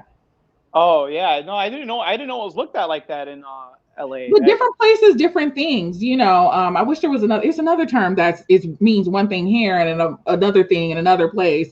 Not as extreme, but yeah, you just There you go, tattoo kind of nailed it. what is have wait. It's endearing. You want a girl with just as cool with White Castle or Le Bernardine. Yes, exactly. You want a girl cool who's just as cool with some White Castle as she is with the fancy restaurant. Okay, By but the way, side note, I freaking love White Castle. I've only been to White Castle once in my lifetime, and I don't remember it. And it wasn't in this state. I don't even think we have them here. Side note, how are you? AJ get com- Oh, go ahead. I'm sorry. no, no, Okay. AJ gets complimented on his hood rat shirt. Oh, I nice. love it. Okay, quick. How are you doing for time? We have 30 more minutes, and I'm gonna raid in at 12 for my interview with Tanya. So, are you good for 30 more minutes? Yeah, yeah. Okay. I'm here. I'm chilling. Chat, just so you I know, might have 30 another minutes, smoke. we're not going to go over because I have to go into Tanya's room exactly at 12. That's the reason why, because normally we do the stream at 11, but today was 10, especially for that. So thank you so much. And also, Okay. thank you guys for carrying. I love how the house cast, they know when I fall apart and I'm a complete mess on the camera, they just pick up and know what to do. So thank you for being patient. They told me the construction is going to be over tomorrow. So here we are. We just lost your signal, Nick. Oh, there. I'm here. Can you hear me? I was getting a call. Sorry. Yeah. Oh, you're very popular. Yeah, it's I don't know. I guess it's the afternoon. I don't know. I should have put my phone on airplane mode or something. You're good. You're good. Hey, what's up, Bacon? I see you. That's my good friend Stevie in the room. What's up, Stevie? Yeah, he's a wonderful artist. I can't wait to show you all this piece. Thank you, Luciano. Oh, sorry, thank go ahead. you, DJ Luciano. And everybody should follow DJ Luciano. He's based in Argentina and he loves engaging. He loves helping the community. Just a dope DJ. Like he's the epitome of what we would think all DJs would be on Twitch. No shade to anybody who's here, but it's just as far as helping and growing the community and just engagement, all of that. So please check him out. Actually, one of my favorite DJs is Luciano, the techno DJ. DJ Luciano, are you familiar with Luciano, the techno DJ? And what he's really asking is, did you trademark your name? No, because he's Luciano Sola. The other guy's just Luciano. What's up, hard hitting Harry? What's up, Trina Sunshine? What's up? I love hard hitting Harry. He just did a DMX set the other day. Trina is so dope. I love everybody's here. It's like a pull up. It's like a cookout. Everybody's coming to get a plate. You know, it's kind of awesome. Now I kind of want barbecue. Wait, DJ Luciano is saying something here. Hold on. Nick, okay. I know about him because every time I look out for me on Google, he appears first.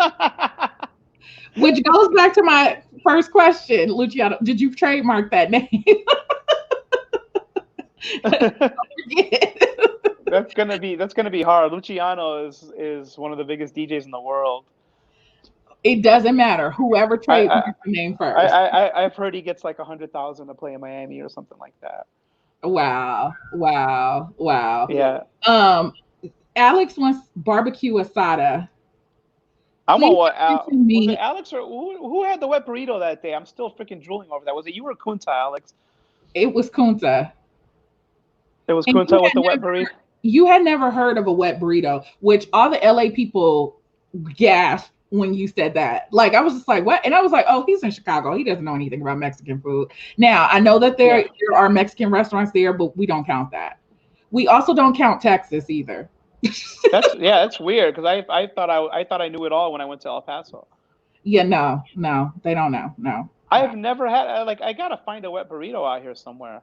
Don't find it there because you will not find a proper one. And I will ruin you. When you come to LA next, we got to hit up the Mexican spots. I mean, I don't care. It doesn't have to be me. It could be Kunta. It could be Breezy. It could be Fran. Whoever you want to have do the Mexican food tour and get it proper, you know. And also, here's my rule of thumb when you're in LA getting good Mexican food. If you don't feel safe standing outside, the food is going to be popping. Like, it's going to be off the hook. Yeah. If you feel like you pull up and you're like, oh, this is cute. No, it's going to be nasty. Nope. You got to have a sense of danger. Yeah, you definitely got to have it. I mean, that's the thing. If I go out into the hood, into like Cicero, there's there's some real authentic Mexican restaurants there. I just don't know which ones are the right ones. And Tattoo, yeah, John Summit is blowing up in Chicago. Actually, just in general, overall, his song came out at like Deep End probably came out at probably the worst possible time for that guy because right now he would have been making a killing on bookings. Interesting. Yeah, he's a Chicago kid.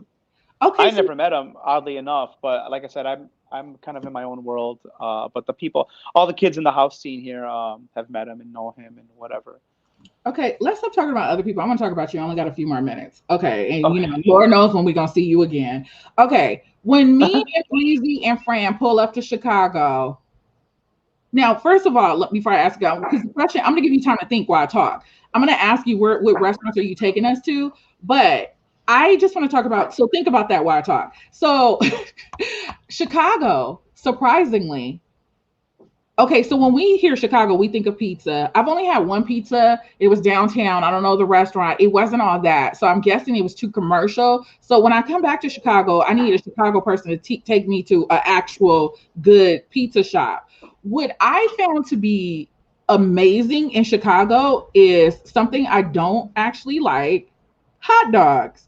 Why are the Yeah. hot dogs so amazing in Chicago? I don't know. I feel like they don't talk about it enough. The hot dogs are amazing. Also, your popcorn.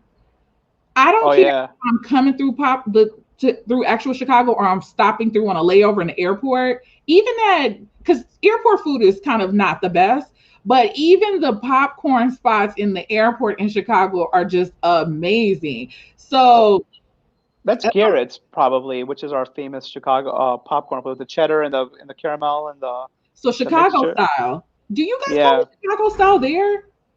I don't know if it's Chicago style. I know that Garrett's is a Chicago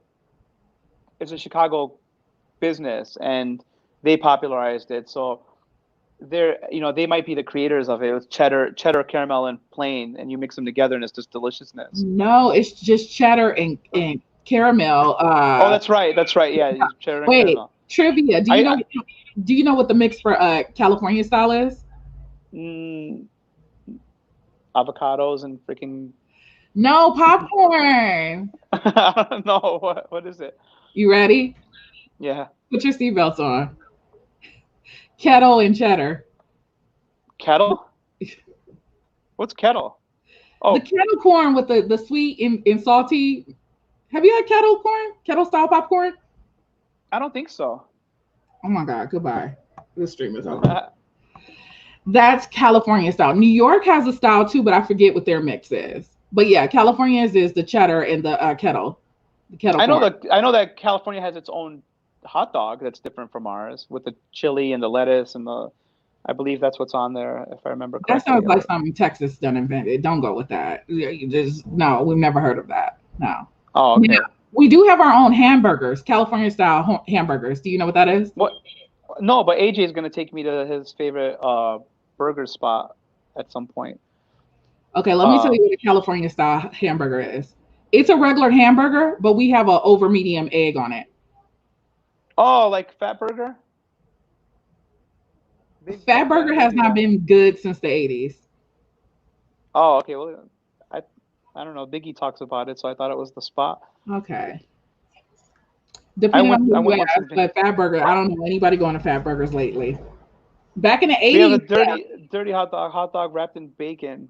We have our own hot dog. It's a Mexican thing. Oh, ghetto so I dogs. don't. Alex, those are called ghetto dogs. That's not California. Well, I guess it is. I don't know if that was invented here. I call them ghetto dogs. You go downtown LA, that's the best place when you're going right to the alley. Hey, what's up, doggy? Listen, I don't get ghetto dogs anywhere else except the alley downtown LA. I don't care. I don't get them ones in front of the Staples Center because they sit out there too long. But if you get them right at the entrance to the alley, y'all know what I'm talking about, where you can get the juice.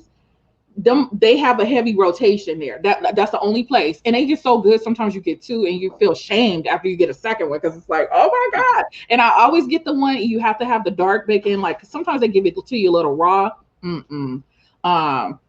That's all I got. But I'm not going off on any side streets because you'll see those vendors everywhere downtown and beyond. I only get them at the entrance of the alley. Okay. I'm sure you don't know what the alley is. The alley is the number one spot shopping destination in LA. It's downtown LA. And Oh, I think I've heard of it. Is that a place where you go if you a lot of wholesale shit? Yeah. It's the number one destination. It's better than South Coast Plaza. It's better than Del Amo Mall. It's like everybody goes, the who's who of the hood shops there. It's like the elite of the ratchets.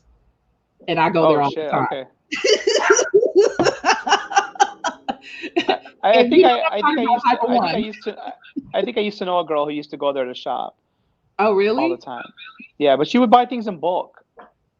It's I don't know Okay. if that's the same spot, but it's where you would get things in bulk if you're reselling them or if you needed a lot of. Well, downtown LA in general, yeah, you can go because that's the fashion district, or what a lot of people, a lot of department stores pull from there. We have the number one fashion district in the country, and I would hope so so. yeah, we definitely do. That's facts. Um, yes, I am Delight. I see you. Yes, the number one shopping destination for LA. The who's who of the ratchet community goes there. So, anyways, yeah, we have the number one fashion district in the United States. So yeah, you can get stuff both there. You really, so you can go off and do one-offs on the weekends. The people who go during the week, they have their wholesaler's license. So if you have a store that you're stocking, you know, a fashion store or whatever, jewelry or whatever it is, we have different districts, like the jewelry district, the party district, all of that. I don't know. Anyways, let me not go down that rabbit hole. You know I love my city. Okay. We have the financial district, all of that, but everybody has that. But we have the number one fashion district. Yes. Okay. Sorry, I'm rambling. No, you're Yes. good. Let Alex take you to the alley to get a ghetto dog. I mean, I said this on my stream on Friday that I don't eat my hot dogs Chicago style. I want mayonnaise on that bitch. Like, Chicago is a big thing. Like, you don't dare put ketchup on a hot dog, and that's not Chicago. And well, I like ketchup on a hot dog, and I'm like, well, fuck you both. I put mayonnaise and potato chips in that bitch, and it tastes phenomenal. The New Jersey people put potatoes on their hot dogs. Did you know that? Potato chips or potatoes? Potatoes, like fried, like country style potatoes on their hot dogs. I've Oh had it. wow, It was interesting. that's interesting. I bought a hot dog from some Cuban guy in Miami. He's like, you want a Cuban style? And I was like, sure. Well, What's what in is it? Cuban He's like, style? I don't know, but he's like mayonnaise, potato chips. I'm like, motherfucker, yeah. I'm like, the fuck? I'm like, give me two. Like, I'm Who like, I here never type heard of of this. one if you've had, damn, I'm not gonna remember the numbers. Type of one if you've had a hot dog outside of where you live. Hot dogs get real, the definition of hot dogs gets blurry as soon as you step out of the hood. For me, Yeah. I mean, this is, yeah. I mean, for me, this was outside of a nightclub in downtown Miami, and he was like, "Yeah, Cubano style." I'm like, "Sure. What is it?" He told me, and I was like, "Motherfucker, yes, now." Like, double up that order, actually. I've had New York style hot dogs and that was boring. Because they really, I think they are also hot dog purists. They don't believe in putting condiments on their hot dogs, which I'm like, why would I just want a wiener out of boiled water and on a bun that hasn't been toasted? I don't know. But I'm telling you that That's odd. Chicago, if you haven't had a Chicago dog, it's good. It's not as It's good different. It's as got the it's mayonnaise, tomatoes, pickle, onions, relish. It's green tomatoes typically, if you Alex can is get them. saying, wait, Alex, where are you based at? Are you here in LA? Or are you, because Alex seems to know everything about everyone, every place. Um, Alex is a foodie. He's a foodie. That motherfucker knows. okay. Yeah, but nobody beats ghetto dogs downtown LA. That's just, I mean, I might be a little biased, but it's bacon. Nothing beats bacon wrapped around, grilled to perfection, a little mayo, a little relish, whatever else you want to put on there. I love onions. Wait, do you like onions on your stuff? You like your hot dogs or burger, or yeah, hot dogs or burgers? I like onions on everything. Do you like grilled onions or raw? I'd say raw on most things. I Okay. I like raw onions, especially like on a cheeseburger or hot dogs. Yeah. Okay. I'm obsessed with raw onions. Like I put them Yeah, I on like them too. everything. I put them on salads, everything. Wait, what I DJ put the Luciano? I put the I put the purple ones in salads. Okay, I got y'all with some asado when y'all hit Argentina. Don't play, Luciano. We will pull Oh up. man, You target to grown people who love to travel. We will pull up. You will be like, wait, I was just kind of playing loosely about y'all visiting. No, we will show up. That's one of my biggest regrets is I spent a night in Argentina once for a gig, and I didn't know this. They are known for their steak. They have the best steak in the world. And I was DJing, and I was like, okay, I had some time, and I wandered around the streets of Argentina, and I wanted a steak. Yo, these restaurants don't open till like 10 o'clock at night. Really? Like I walked in at like 6 o'clock, and they're looking at me like I'm stupid. I'm like, yo, man, I'm just trying. Like, no, we open at like 8 or like they have dinner late there. Am I? What time did they go to bed? We talked. Wait, I don't know. Dinner's like 9. Dinner's like 9, 10 o'clock. Where's my talent booker at? A friend or Breezy, can you slide into DJ Luciano's whisper so we can find out when he can come onto the stream? Because now I have questions, like, and I need him to answer. Yeah. Wait, so he's saying that he's in charge of the asado. Is that steak for like what is that? I think so, but they have the best steak on the planet, I've heard. We have 9. Yeah, we have meals at 9, and we party till 6. There you go. Luciano, so what you're saying is if you come to LA, you would be bored because we are at the club at 9. I mean, starting to trickle in. It really starts at 11. The clubs close at 2. We are back home. Like we might stop at the diner, but we're home at 3. Like you would be bored. Yeah. Okay. Wait, it's every part of the meat from the cow. Even the brain. Oh, I like cow brains. Have you had cow brain tacos before? Me, yeah. I liked it. I got it from King Taco here. That's where I get them from. I had a Tacos El Gordo in Vegas. Is that what it's called? Who here has had cow brain tacos? AJ has, for sure. Let's not put that on AJ. We don't want to assume that he's had, though. Oh, he has. He has to have. You think so? We're putting a lot of pressure on AJ today.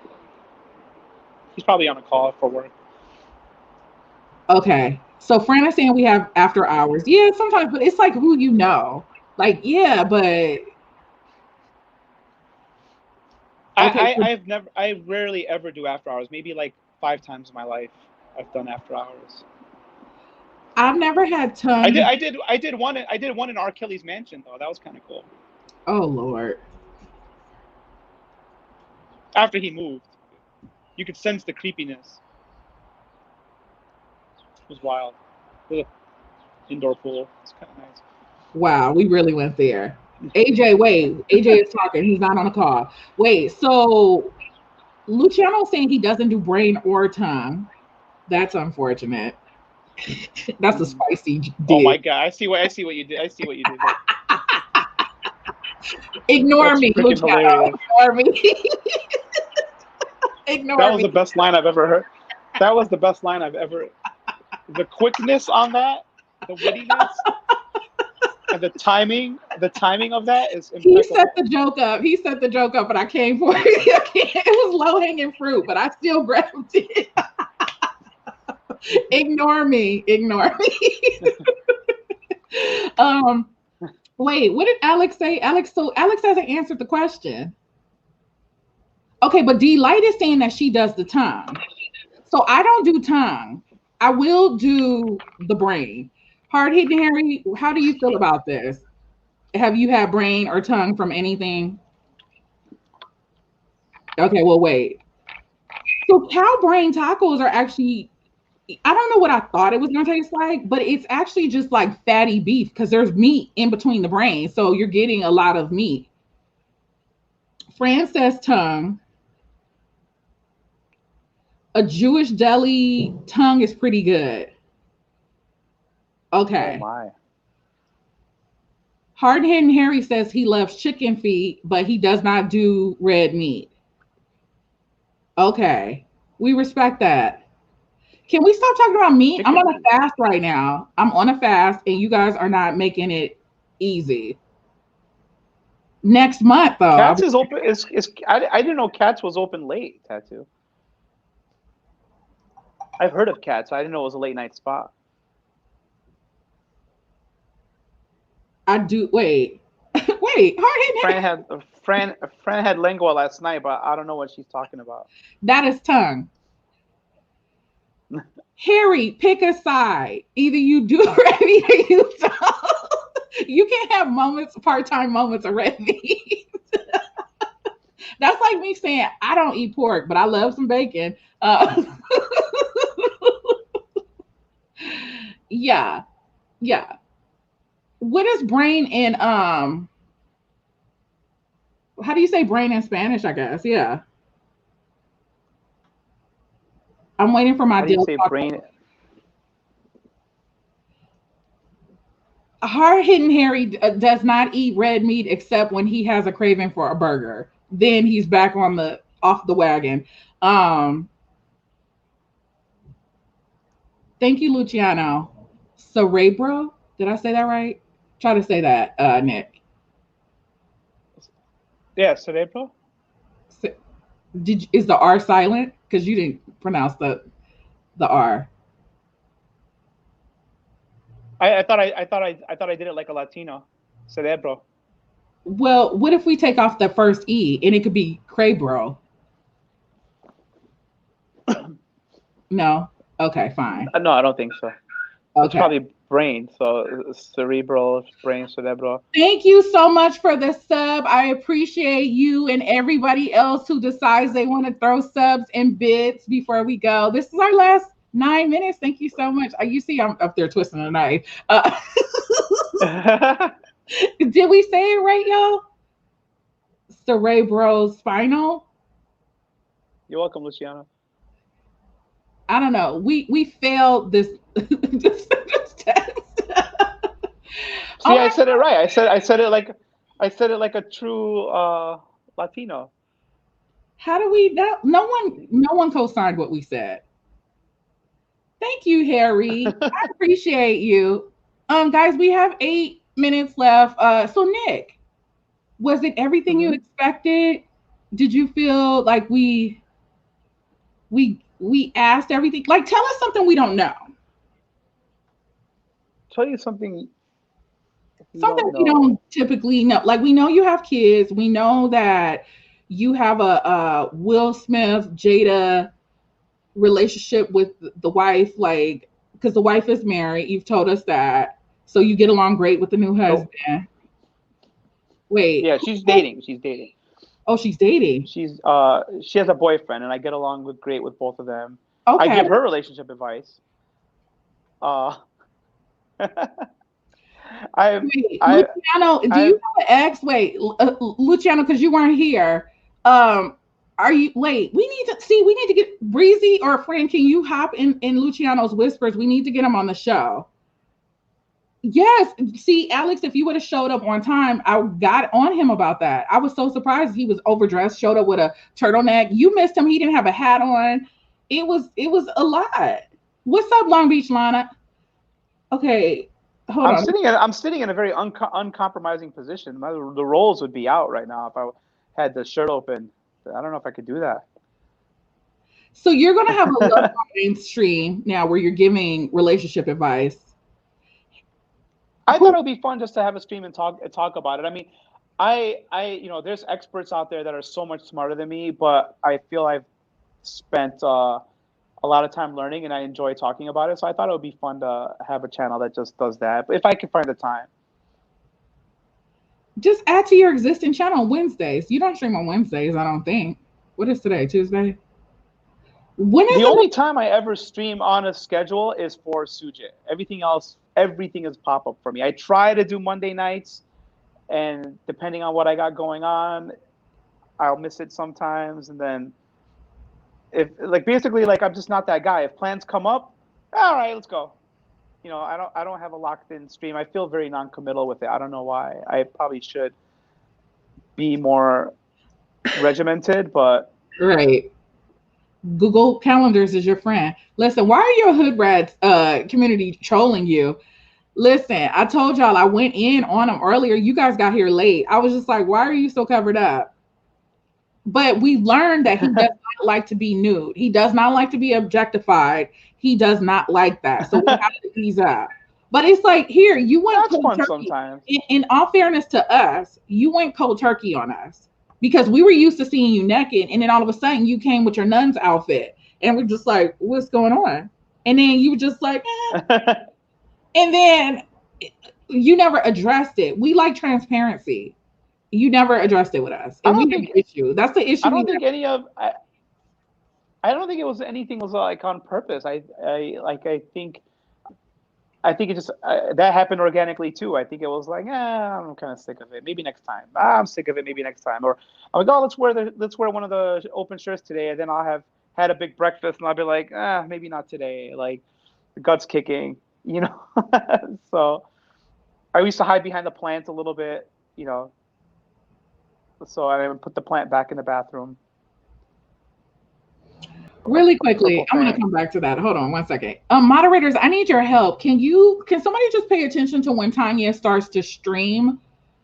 So we can raid in. And if one of the moderators could just whisper her to let her know, like, we're waiting for you to pop up so that we can raid in. Please, thank you, thank you, thank you. So are And you Boogie's on it. not thinking? I know, great. I love my mod squad. They're so dope. So are you not gonna ever be naked again? Is that what you're telling us? No, I probably will. I think I will. I don't want to. It's fun. It's fun. It's you know it's just fun. I'll do it again. Maybe if I'm feeling myself or I have the right shirt or you Okay, know that's fair. it really it really just depends on my mood at the moment. It wasn't cold turkey. It wasn't like it was just more like it's getting kind of old. Let me just throw something on, a t-shirt on today, or let me just throw a hoodie on today. And you know something happened with it where I kind of lost like interest in doing it, but I'm sure I'll do it again. Okay, Nick, tell us something we don't know. You got 3 minutes. Something about myself or Yeah, about like your hobbies, your favorite colors. We give us something that we can walk away like, wow. I mean, I'm walking away with knowing what SKAM Artist is, but I feel like there could be something about you. me. I don't know. I love kindness, and I love how kind you guys are all to each other. Okay, no, Um, that's not what I was looking for. it's Something about you personally. Okay, wait, let me about help me you. personally. Okay, what is your strange food combination? So, for example, I love cayenne pepper on my oatmeal. Okay, cayenne pepper on your oatmeal. Well, mayonnaise on everything. That's my pet peeves are taking the stairs and and I like hood rats. I I I believe. Let me see. I don't know. I like trading stocks. This is the stock guy.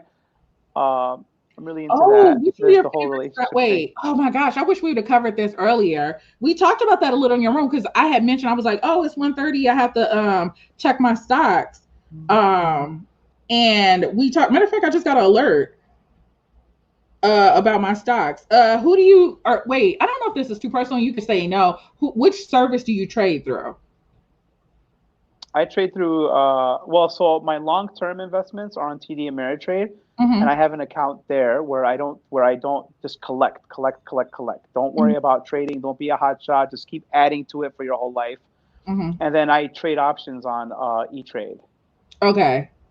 Um, and I stick with the ones that are really volatile, like Apple and Facebook typically. Like when they drop, I'll buy calls. When they go too high, I buy puts. Sometimes I'll do strangles and like little strategies and stuff like that when I have time. But Mm. it's another job, you know. Right. Here's something interesting. I have a cool song coming out that oddly enough I wrote with a kind of an ex, a girl I kind of dated, and it's a song that I'm working on called "Ho Money." And it is Megan Thee Stallion meets house music, and me and a girl I kind of dated, or yeah, a girl I kind of dated. wrote it together, and because I wanted to do a house track that had some ratchet elements to it, especially after Sugar Daddy, um, which they had to twist my arm to do Sugar Daddy, by the way. Like I had made the beat for Sugar Daddy already, and they had the vocal, and I had a different vocal on the song, and Bill came with like these vocals with the Sugar Daddy vocals, like, and I was just asking him to hear my song, and he was asked to do a remix of Sugar Daddy, and then they somehow put their words on my beat, and it turned into the song. But I was excited about it, and actually I said no the first time, then I finally said okay. But then I wanted to do a song on my own that was like a ratchet version, a really ratchety kind of house song. Mm-hmm. And I mean, I'm still friends with this girl. We're still homies, and we had gone on a few dates, but we stayed cool. And I know she was really in tune with like, she was super creative. She was always super creative. She's just an artist and this and that. And I was having trouble coming up. I tried to write some lyrics, and I thought they were kind of blah. And so I was like, yo, man, I have a feeling you'd crush it with lyrics. And then she started it, and then I made changes to it. So now, probably in like a month or so, it's gonna come out, a month or two. It's like a really ratchet house song called "Ho Money." Okay. Wait, before you go, because I know you don't respond to whispers till 3 days later. Can you, if you feel it in the kindness of your heart, to link me? Because I want to purchase, because I'm actually making my travel playlist now. So I want to add your music so I can listen to it while I'm on these 13-hour flights. So if you think about, I'll send you all. I'll purchase it. No, because I want you to. You got to keep your life. I will purchase it. Just send me the link to where I can get it. I wish we had the link here because we could have posted so everybody can listen to it. But next time we do this. No, what I'll try to do is try to link you to mixes that are fun so that you could download, because rather than listen to the songs, mixes are just so much more fun. Like live sets, things like that are just super super fun to listen to, and they're an hour long. You don't have to worry about listening. A lot of times a DJ's songs, they're created for DJs, and especially house songs. So some of them are not. I try to make radio versions of everything that don't have those blendable drums in the beginning that DJs used to mix with. But a lot of times, they have the, like when you're scrolling and you're hearing a house song, it's funner to hear it in a mix CD rather than so I'll send you like hour-long mixes that have stuff of mine, and I'll send you all my music in a folder. It's been wonderful. DJ Divine, yes, that used to be me. DJ Divine, that was me. My first DJ name. Okay, so we're about to raid out. I'm running late already. Hold on. Okay. Let me raid the room. Thank you guys. I will be back. Just so you know, tomorrow at 11 a.m. I might run a few minutes late, but I'll be here. I have to go do my COVID test in order to travel. So that's at 8:30. So I think I gave myself enough time, but just in case I might run a few minutes late, but I'll be back. So Wednesday and Thursday, I'll be doing just chatting. There won't be any guests. So yeah, we could just kick it, talk crap. We're not going to curse. Oh, also, I did good on the not cursing. Yesterday, I cursed 4 times. Today, I only did 1. Yeah, amazing. It's getting better. Woo! Yeah. Okay, so we're going to raid. Hold on 1 second. Shoot. / Thank you guys, everybody. Thank you so much. Tattoo, Fran Boogie. Thank you. DJ, yeah. Hard Hit Harry. Trina. Thank you guys so much. Thank you, Kitty. Wait, what? Stevie, thank you. Wait, can you ask her, can we, Breezy, can you ask her, can we raid in? It's saying I can't. Wait. No, it looks like you're raiding. It's happening. Is it? It's happening. I can't see it. Yeah, it's gonna go on its own in a second. Okay, let me refresh then. Hold on. I see it now. If you're raiding, it's happening. Okay. Don't forget to do the emotes. Thank you, everyone. Hold on. Okay, right now. It's gonna do it.